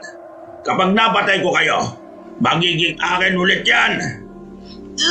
Hindi kami papayag. Hindi ang tulad mo ang dapat na magmay-ari nito. At sinong nararapat? Kayo? Nagpumiglas ang magkapatid, pero kahit na anong gawin nila, hindi nila magawa na makapalag sa pagkakasakal ng nilalang. Sa hindi inaasahan, ibinalibag ng kabakungan sina Diego at Ige. Pagkatilapon nila, lumundag ulit ang aswang at ibinalibag sila sa ikalawang beses. Napaungol ang magkapatid at dahil may kalakasan ang ginawa ni Makasangkad, malayo ang kinabagsakan nila. Ramdam ni na Ige at Diego ang pananakit ng katawan. Pero kahit isang galos ay wala silang natamo. Tatayo sana sila para salubungin si Makasangkad, ngunit may mga lumitaw na ugat mula sa lupa at nilingkis noon ang buong katawan nila. Napangising aswang nang makita niya ang sitwasyon ni na Diego. Noon din, lumundag siya patungo sa dalawa. Akala ba ninyo, makakaya nyo ang kapangyarihan ko? Kulang pa kayong dalawa. Parang palamuti lang pala ninyo ang pangil ng manalintad eh. Kahit na ano pang sabihin mo, mahina ka pa rin. Umaasa ka lang sa kapangyarihang itim mo. Pero kung pisikal na lakas, wala ka naman eh. Ganyan na nga ang sitwasyon ninyo. Nag-aangas-angasan pa kayo. Wala naman kayo may pagmamalaki ah. Kahit ang ama ninyo, napatay na ng mga alagad ko. Anong sabi mo? Ulitin mo nga sinabi mo. Pinatay niyo si tatay. Oo. Hindi ko naman siya magagaya kung hindi naman siya napatay eh. Ano? Galit na ba kayo niyan? Sige, magpumiglas kayo. Ayop ka. Kami lang ang kailangan mo. Pero bakit mo dinamay si tatay? Magbabayad ka sa ginawa mo. Rico! Kuya, ang sakit! Tignan niyo ang sarili ninyo. Konting pigalang ng mga ugat. Para kayong mga dagang naipit. Sige, mas magagandahin natin ang laro. Ikinumpas ni Makasangkay ang kamay niya at sa isang pagkisap ng mga mata ng magkapatid, binalot ang kulay itim na liwanag ang kanilang katawan. Habang tumatagal sila sa ganong sitwasyon, naramdaman nila ang unti-unti nilang panghihina. Nang mapansin ni Diego na umiinit ang suot nilang anting-anting, hindi siya nawala ng pag-asa. Sinikap niyang magpumiglas, pero mas naging mabilis ang paghigop ng lakas niya. Napalingon pa siya kay Ige at nabahala nang makita niyang nawala na ng malay ang kapatid niya. Noon din, napansin niyang nagdidilim na rin ang paningin niya. Bago rin siya nawala ng uliran, may nakita siyang nakasisilaw na liwanag na lumitaw sa bandang likuran ni Makasangkad. Hindi niya alam kung ilang minuto o oras siyang nawala ng malay. Nagising na lang siya na maluwag na ang pagkakalingkis ng mga ugat sa katawan nila. Ige, pwede na tayong makaalis sa sitwasyong ito. Hindi na masikip ang pagkakapulupot ng mga ugat sa atin. Wala na rin ang maitim na liwanag na bumalot sa atin kanina. Oo nga kuya. Sige, talagan na natin ang sarili natin. Teka, tinan mo si Makasangkad. May kalaban siya. Si Buyong Dumaraog yan. Hindi niya tayo binigo, Ige. Nandito siya. Siguradong ililigtas niya tayo. Makakauwi na tayo sa bahay natin. Kuya, totoo kayang sinabi ni Kabakungan sa atin? Patay na raw si Tatay Armando. Hindi totoo yan. Hindi ako naniniwalang patay na siya. Baka sinabi lang ng aswang yun para panghinaan tayo ng loob. Sa bagay kuya, posible rin naman yung sinabi mong yan. Ige, parang kailangan ni Buyong Dumaraog ang tulong natin ah. Dito ka lang, pupuntahan ko sila. At ang matulungan ko ang Diwata. Kailangan matalo si Makasangkad para wala nang maging banta sa atin. Tutulong rin ako kuya. Baka kailangan niya ng dagdag na kakampi. Huwag na, baka kumapano ka pa eh. Kailangan ligtas tayo makaalis dito. Ako lang ang tutulong kay Buyong Dumaraog. Hindi na pinakinggan pa ni Diego ang sinabi ng nakababatang kapatid niya. Noon din, tumakbo siya para lumapit sa dalawang naglalaban. Napangiti na lang siya nang makita niya sa lupa ang itak niya. Dinampot niya ito at nang makita niyang nakatalikod sa kanya ang aswang, tumakbo siya para bumwelo at nang medyo malapit na siya, lumundag siya sabay taga sa batok ni Makasangkad. Yan! Patraidor kang gumalaw, binata! Pagbabayaran mo ang ginawa mo sa akin! Ikaw ang magbabayad sa mga ginawa mo. Marami kang pinatay na babaylan dati para lang mas maging makapangyarihan ka. Ngayong nagkaharap na tayo, sisiguraduhin ko na hindi ka na muling mabubuhay pa. Buyong Dumaraog, hindi po siya tinatablan ng itak ko eh. Anong gagawin ko para masugatan siya? Dugo ng isang diwata. Kailangan mapatakan niya ng dugo ko. Halika rito, lumapit ka sa akin. At anong akala nyo? Papayagan ko makalapit ka sa kanya? Nagkakamali ka, binata! Buyong! Demonyo kang aswang ka! Makawalan mo ang binata at ako na lang ang kalabanin mo! Napangisi si Makasangkad at noon din, ibinalibag niya si Diego. Nakaramdam naman ng ibang puwersang binata at bago pa man siya makalapag sa lupa, nakita niyang may nakatayo na isang lalaking nakasuot ng pangbaylan na kasuotan. Napalunok siya ng laway nang makita niyang sumenyas yun na animoy binabasbasan silang dalawa ni Ige. Agad siyang napaisip na marahil yun na si Labing Isugon. Napangiti na lang si Diego nang mapansin niyang nagawa niyang ibalanse ang katawan niya at hindi siya nabuwal. Lalapitan sana niyang lalaking baylan pero naglaho ito sa kanyang paningin. Walang ano-ano, lumapit si Ige sa kanya. Nakita mo rin siya kuya? Oo, at palagay ko, binasbasan niya tayo. Sandali, tingnan mo sina Makasangkad at Buyong Dumaraog. Nakikipagpambuno sila. At ang bawat isa sa kanila, pinipilit na matalo ang kalaban nila. Kuya, mukhang ginagamitan ni Makasangkad ng itim na kapangyarihan ng Diwata. Tingnan mo oh, parang hindi siya makagalaw ng maayos. Ayan, naibabawan na niya si Buyong Dumaraog. Dito maaari. Tara na! Tulungan natin ang Diwata. Kailangan matalo si Makasangkad at makauwi na tayo sa bahay natin. Sige, ngayon tutulong na rin ako para matapos na to. Patakbong umatake ang magkapatid sa aswang. Agad namang umalis sa ibabaw ni Buyong Dumaraog si Makasangkad at tinarap ang dalawa. Sa isang pakisap na mga mata ni na Diego, inatake sila ng Kabakungan. Nagulat pa sila dahil sa kakaibang liksi nito. Pero kahit na mabilis ang pagsugod sa kanila ni Makasangkad, naiilagan nila ito. Nasa kalagitnaan sila ng pakikipaglaban nang umatake rin si Buyong Dumaraog sa aswang. Natigilan ng magkapatid nang makita nilang may hawak ng nagliliwanag na si Batang Diwata at itinarak nito sa bandang likod ng aswang. Ay, nakala mo bang mapapatay mo akong gamit ang sibat na yan? Nagkakamali ka! Sige, tingnan natin. Pagkatapos ng gabing ito, isa lang sa atin ang mananatiling buhay. At sinisiguro po namin na ikaw po, Buyong Dumaraog, ang mabubuhay. Tumahimik ka, binata! Mga mortal kayo! Kaya kayo ang mas dapat na mangamba! Kung talagang kaya mo sila, Sana kanina mo pa sila pinatay bago ako makarating dito. Pero hindi. Kahit na ipagkaila mo, mahina ka kaysa sa kanila. Ha! Mahina! Ano ba ang pinagmamalaki nila? Ang anting na mula sa pangil ng halimon na pinatay ni Labaw Donggon? Ako dapat ang makakakuha ng pangil na yun ah. Kaso, nauna ka lang. Sa akin dapat ang pangil ng Manalintad. Sinungaling ka.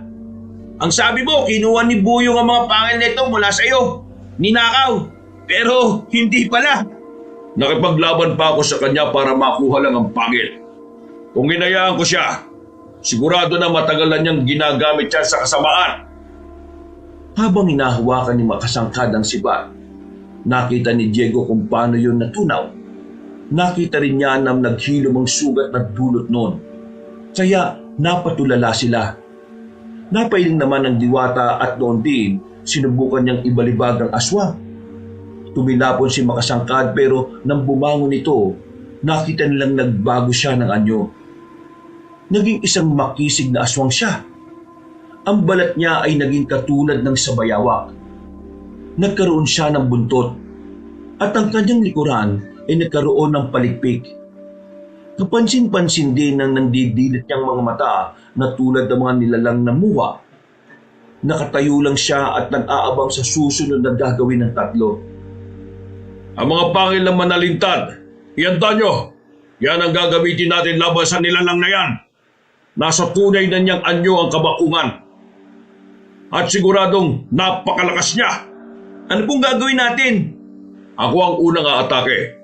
Kapag may pagkakataon, lapitan niyo siya. Pero bago yon, kunin niyo ang kwintas niyo at putulin ang tali. Magugulat na lang kayo. Magiging malaking pangil yan.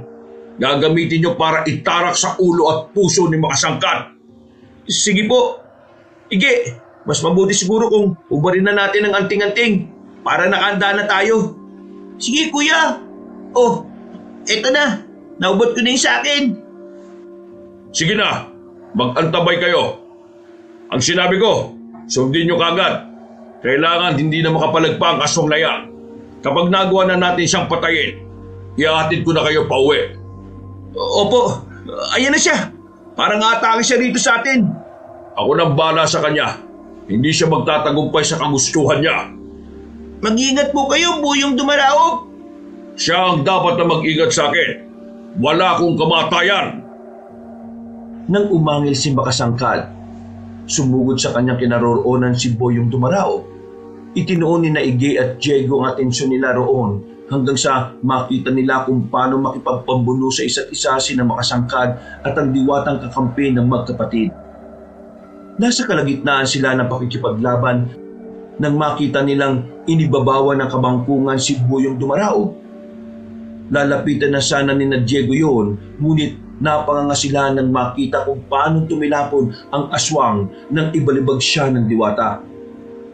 Agad namang lumapit si Buyong Dumaraog kay Makasangkad at ilang beses itong pinagsusuntok at ibinalibag. Ilang sandali na lang, matatalo na ni Buyong Dumaraog ang aswang na yan. Kaya sinabi niyang lalapit tayo ron para isagawa ang plano. Gagawin kaagad natin, Ige. Sige kuya, nakantabay lang naman. Ha? Teka, mukhang nabaliktad ang sitwasyon nila. Si Buyong Dumaraog na ang nasa ilalim. Hindi maaari. Tingnan mo, Ige. Parang hinihigop ng kabakungan ng lakas at kapangyarihan niya. Dito ka lang. Lalapitan ko sila at pipigilan si Makasangkad sa pinaplano niya. Hindi, sasama ako sa iyo, kuya. Kung ganon, tayo na. Baka mauli pa tayo. Bilis! Tumakbo ang magkapatid patungo sa kinaroroonan ni Buyong Dumaraog. Nung makita nilang napakahina na ng diwata, itinulak nila ang aswang. Inalalayan ni Ige ang diwata at inibabawa naman ni Diego ang aswang. Napaangil si Makasangkad at sinikip na umalis sa kanyang pwesto. Nang makita niyang hawak ng binata ang pangil ng Manalintad, napangisi siya. Sinubukan niyang agawin ito. Pero bago pa man niya magawa, pinutol na ni Diego ang tali noon. Anong gagawin mo niyan? Huwag! Kapag ginamit mo yan sa akin, matutunaw lang yan. Ibigay mo na lang sa akin yan at hahaya ko kayong makalis dito. Tama nga si Buyong Dumaraog. Nagiging malaki nga. at mahaba ang pangil na ito. Talagang pangil ito na isang halimaw. Ngayon, tingnan natin kung ano magiging epekto nito sa iyo. Huwag mong gawin ang binabalak mo. Sige na, pakakawala ko na kayo. Huwag mo lang akong papatayin. Hindi. Ang babayaran mo ang ginawa mo kay Itay. Isa pa, may pagkakataon na kami para patayin ka at hindi namin yung sasayangin. Sige na, Diego. Hige, gamitin na ninyo ang pangil na yan. Patayin na ninyo ang kabakuhan. Sige po, ito na. Binutol ko na rin yung tali nito. Napakaangas nito. Ayun na po, lumaki na yung pangil at halos isang diba ko ng haba nito. Sige, Ige. Ikaw ang bahala sa ulo ng aswang at itatara ko naman to sa dibdib niya. Tutulungan kita, Hige. Siguradong mahirapan kang itarak yan sa ulo niya. Inakala ba ninyo na magiging madali ang lahat? Nagkakamali kayo! Ikinumpas ni Masangkad ang kamay niya at binalot ang paligid nila ng kulay itim na usok. Hindi nila alam ang gagawin at nang malanghap nila yon, unti-unti silang nanghina. Dahil dito, hinubad ni Buyong Dumarawag ang damit niya at itinapon yun sa ere.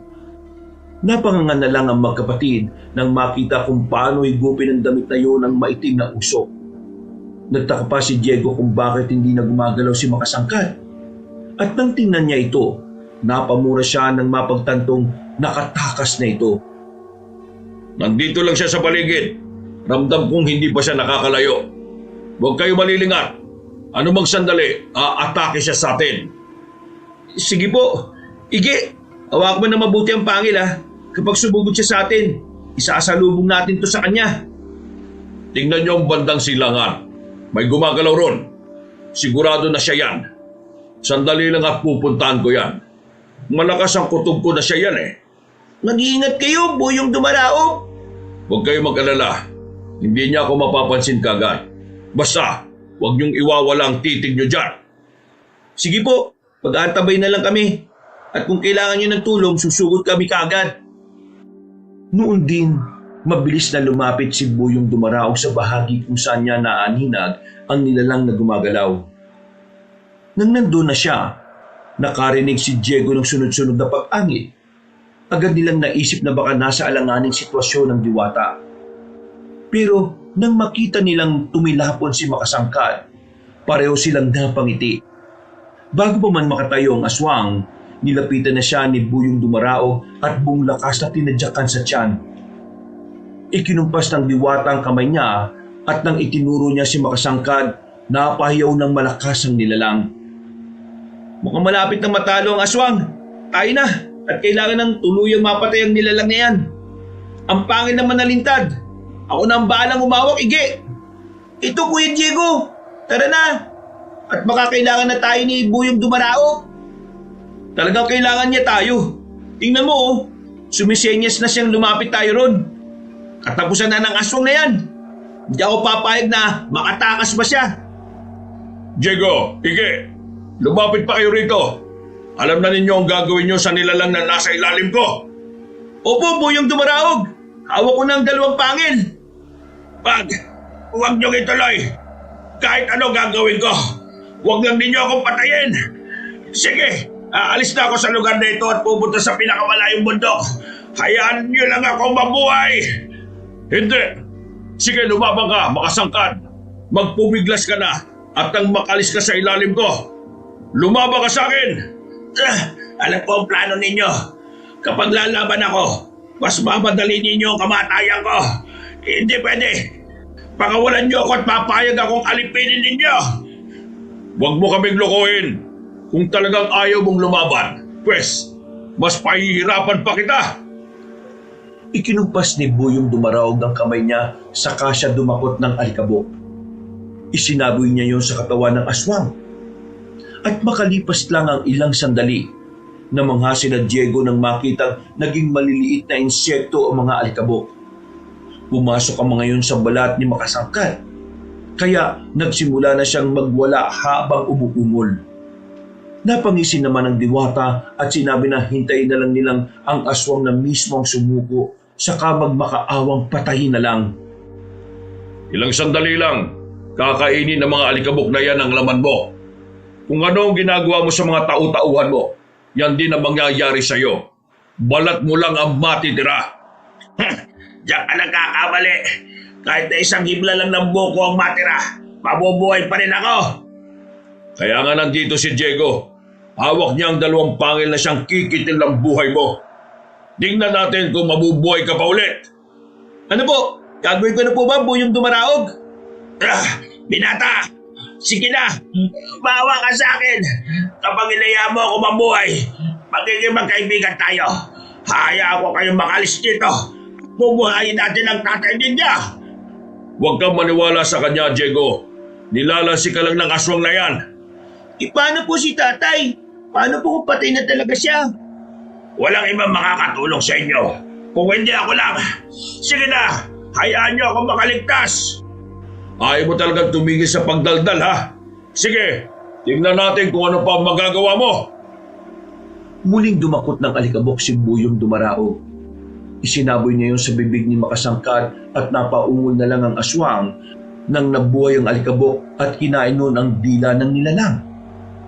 Dahil hindi na rin makagalaw si Makasangkad, sinabihan ni Buyong Dumaraog ang binata na itarak na sa dibdib at ulo ng kabangkungan ang hawak niyang pangil. Gawa ng malaki at mahaba ang pangil, unang itinarak yun ni Diego sa dibdib ng aswang. Kasunod nito, hinawakan niya rin ang isang pangil at tumugot ng lakas para magawa niyang itarak yun sa ulo ng nilalang. Napamulagat na lang ang mga mata ni Makasangkad at kasunod noon, tuluyan na siyang binawian ng buhay. Yan ang dapat sa kanya. Ngayon, siguradong lalamunin na siya ng lupa. Sige na, Diego. Kunin mo ng 2 pangil at ibalik ang isa kay Ige. Sige po, pero hindi na po ba mabubuhay ang aswang na yan? Baka po kasi bigla siyang bumangon eh. Hindi na. Durog na ang mga laman at buto niya. Kung mabubuhay man siya, magmimistula na lang siyang puppet. Walang kakayahan at madali na lang kung iligpit. Paano naman po babalik sa dati niyang laki yung pangil na yan? Hindi namin niya makukwintas kung kanyang kalaki. Halos kasing taas ko na yan Buyong Dumaraog. Sige, ganito. Bubulungan ko na muna yan para bumalik sa dati niyang laki. Nang sa gayon, may kukwintas niyo ulit yan. Sige po, maraming salamat Buyong Dumaraog. Nang bumalik ito sa dating laki, muling ikinuwintas ng magkapatid ang pangil ng halimaw na manalintat. Nasaksihan din nila kung paano nilamon ng lupa ang aswang na si Makasangkad. Napatulala na lang sila roon dahil wala man lang kahit na bahid ng dugo sa lupa kung saan ito lumubog. Noon din, nagpasya silang 3 na lumabas na sa lugar na yun. Mabuti na lang talaga, natalo natin ang aswang na yun. Ang buong akala ko matatagalan tayo makalis sa lugar na ito Kaya nga, akala ko din, habang buhay na tayo sa loob ng kuweba, mabuti na lang talaga. Nakipagsapalaran tayo, tinanap ang lagusan, kuya. Ang sabihin niyo, malakas ang loob niyong magkapatid. Kung naging mahina kayo, sigurado na nakain na kayo ng mga aswang na yon. Maraming salamat, Buyong Dumaraog. Utang po namin sa inyong buhay namin. Salamat po. Kung hindi dahil sa inyo, baka kung napano na kami. Teka po, si tatay pala, totoo bang patay na siya? Nasaan ang katawan niya? Hanapin po natin. Huwag kayong mag-alala. Walang masamang nangyari sa tatay ninyo. Hindi alam ni Makasangkad na peke ang pinatay niya. Isang unggoy lang na sinabuyan ko ng alikabok para magmukhang tao ang kanyang napaslang. Ligtas ang ama ninyo. Ano po nangyari? Paano naman po ninyo siya nailigtas? Nang hinahanap niya kayo, nakita ko ang mga malabayawak na nilalang na papalapit sa kanya. Nagkataon na merong unggoy sa isang sanga, kaya ginabitan ko yun ang kapangyarihan ko para isipin ng mga aswang na yon ang ama ninyo. Pagkatapos, itinago ko sa loob ng puno ng balete ang inyong tatay. Nasaan na po siya? Gusto po namin siya makita, Buyong Dumaraog. Sige, umatras kayo ng kaunti at gagawa ko ng lagusa. Sigurado na hanggang ngayon, natutulog pa rin siya. Pinatulog ko kasi siya para hindi siya makaalis doon sa balete. Nang makatras na sila, ikinumpas ni Buyong Dumaraog ang kamay niya. Ilang sandali lang, lumitaw sa harapan nila ang liwanag. Nilukob sila noon at makaraan pa ang ilang segundo, nakarating sila sa gubat na pinanggalingan ni Diego. Napagtanto nila na nang mahulog sila sa kuweba, nakarating na sila sa mundo ng kabakungan. Nagsimula na silang maglakad papunta sa sinasabing puno ng balete ni Buyong Dumaraog.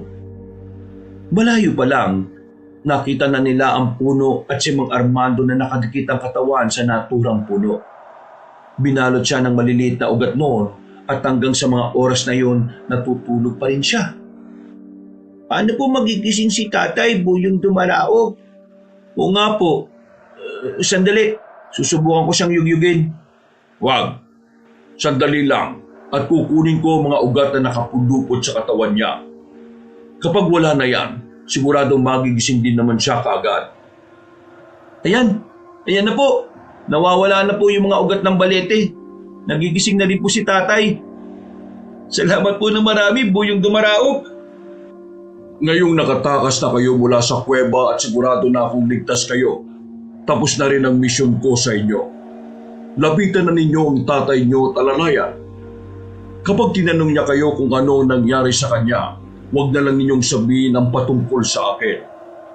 Kung yan ang gusto niyo po, sige, yan po masusunod.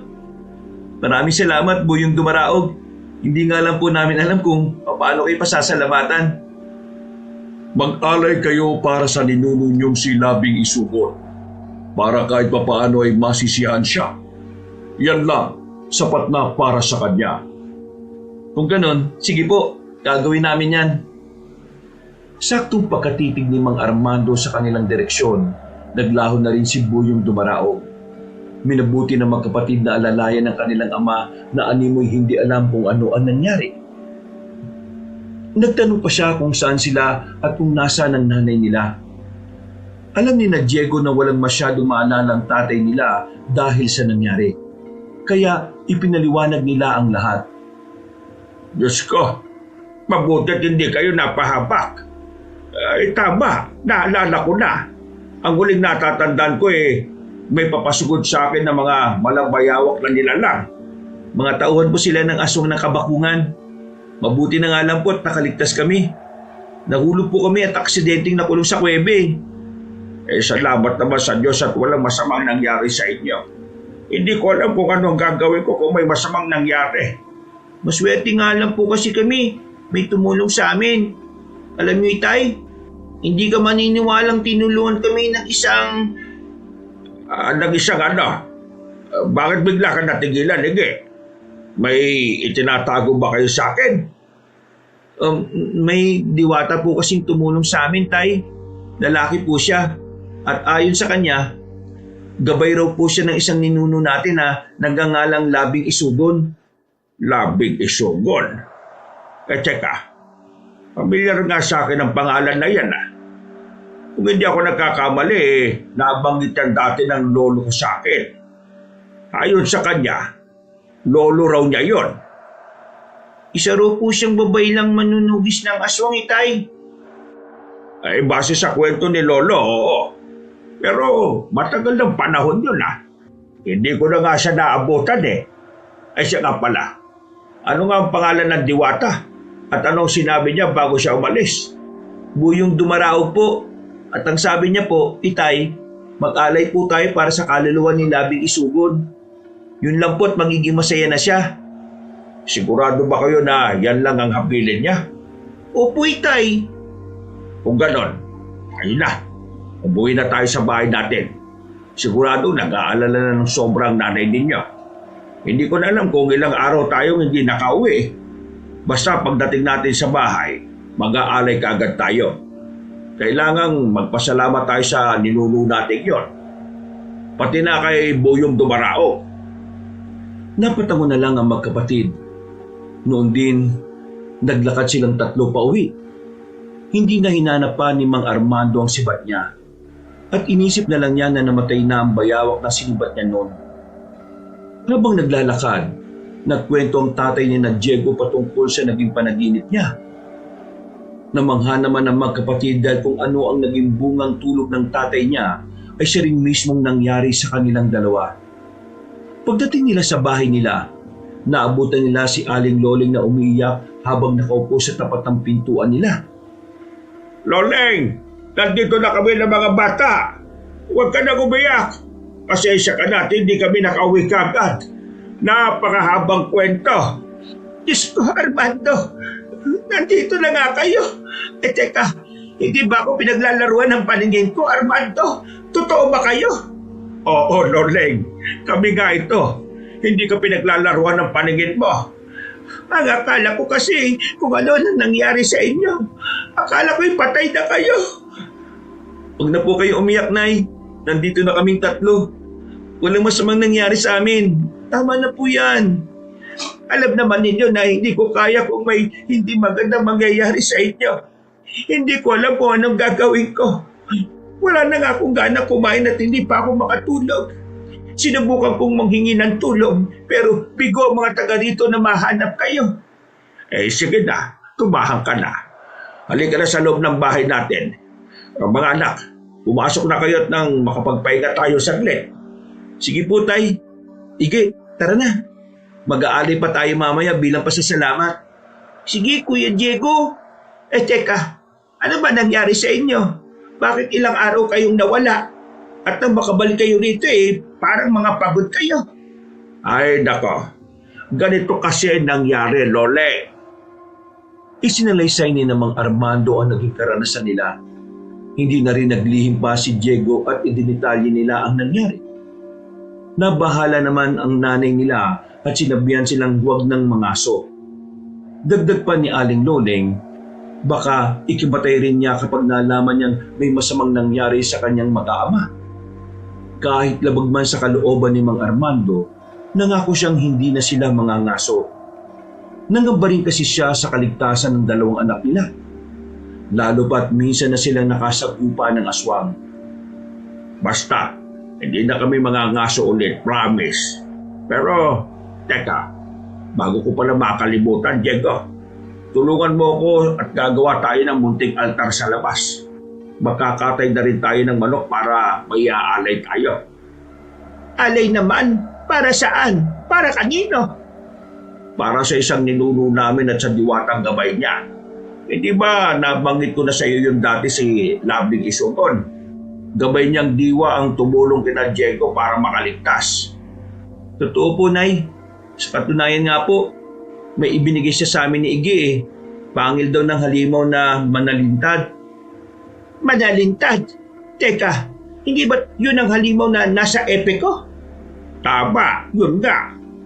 Kung gayon, hindi lamang basta kwento ang lahat. Malaki ang posibilidad na may basihan din sila. Magpapatuloy pa sana ang pagkukwento ni Mang Armando pero naalala niya ang plano nilang pag-aalay. Dahil dito, bumaba sila ni Diego.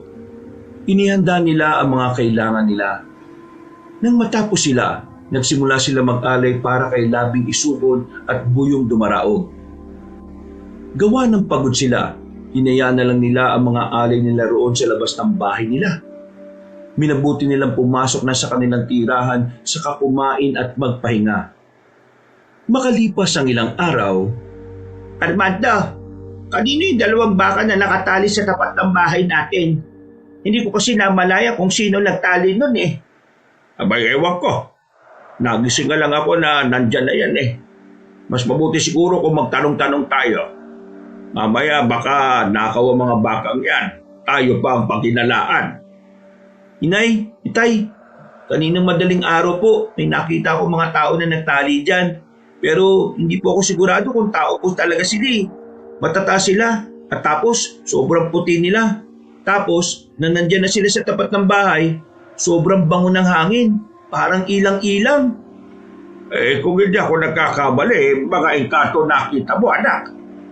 Huwag niyong pakikilaman ng mga bakang yan. Mamaya baka kung ano pa yung kapalit yan Paano naman po kung bigay pala yan ni Buyong Dumaraog? Baka biyaya yan mula sa kanila at gusto nilang alagaan natin yan.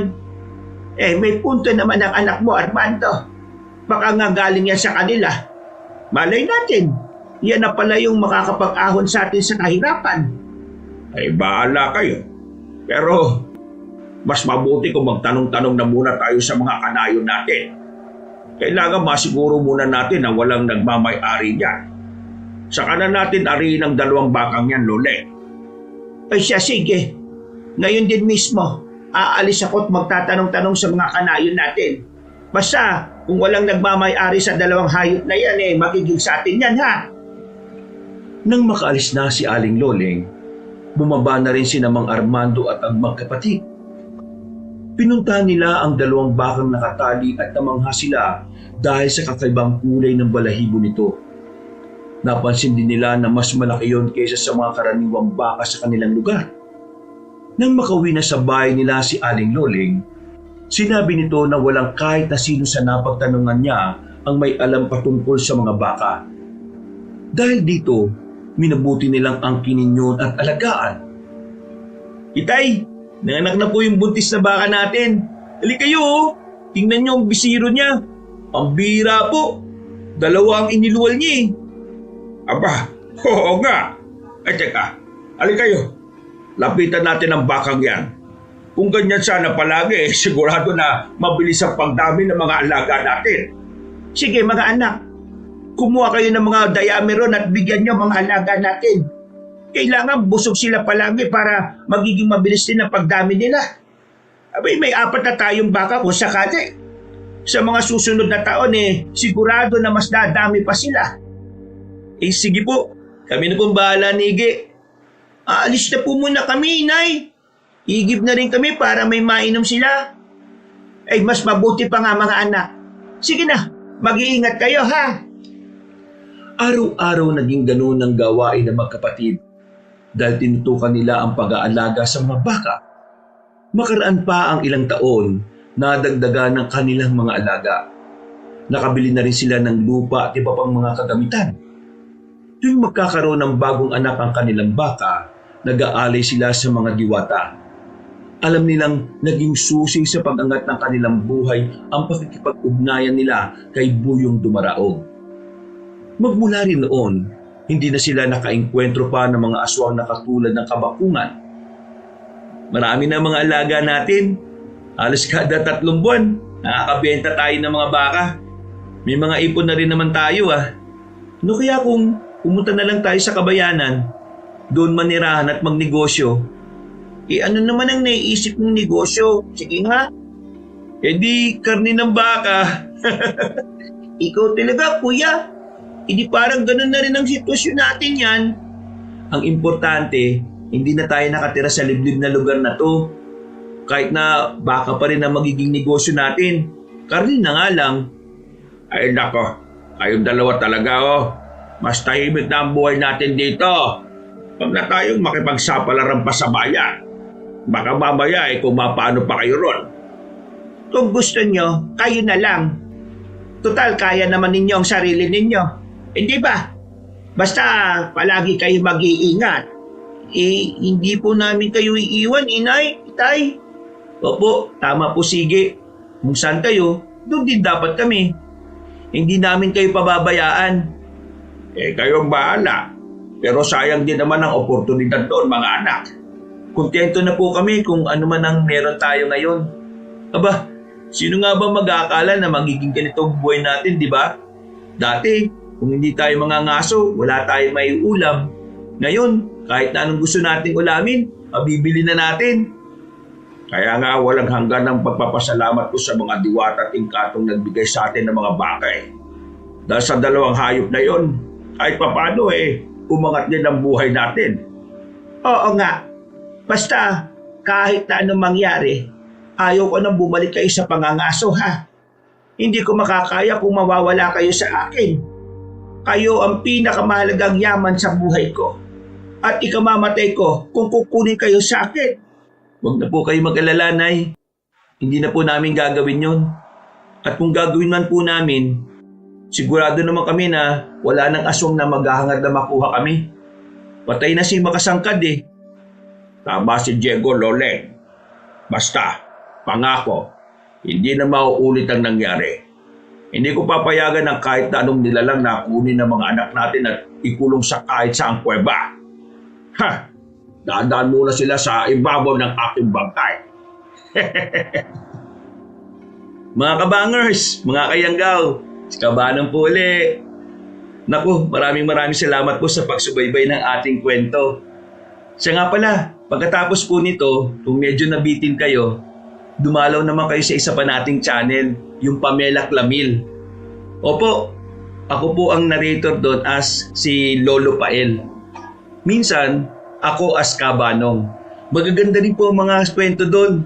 Kaya sana po pakinggan nyo at huwag nyo pong kalimutan na mag-subscribe rin ha. Kasi konti pala po mga subscriber doon. Tapos, mag-comment rin kayo at mag-like. Maganda rin po kung isi-share nyo rin po yung kwento.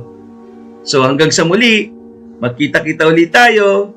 Ito ulit si Kabanan na nagsasabing, we love you all! Wakas! Itay, may malaking bayawak akong nakita ron, oh.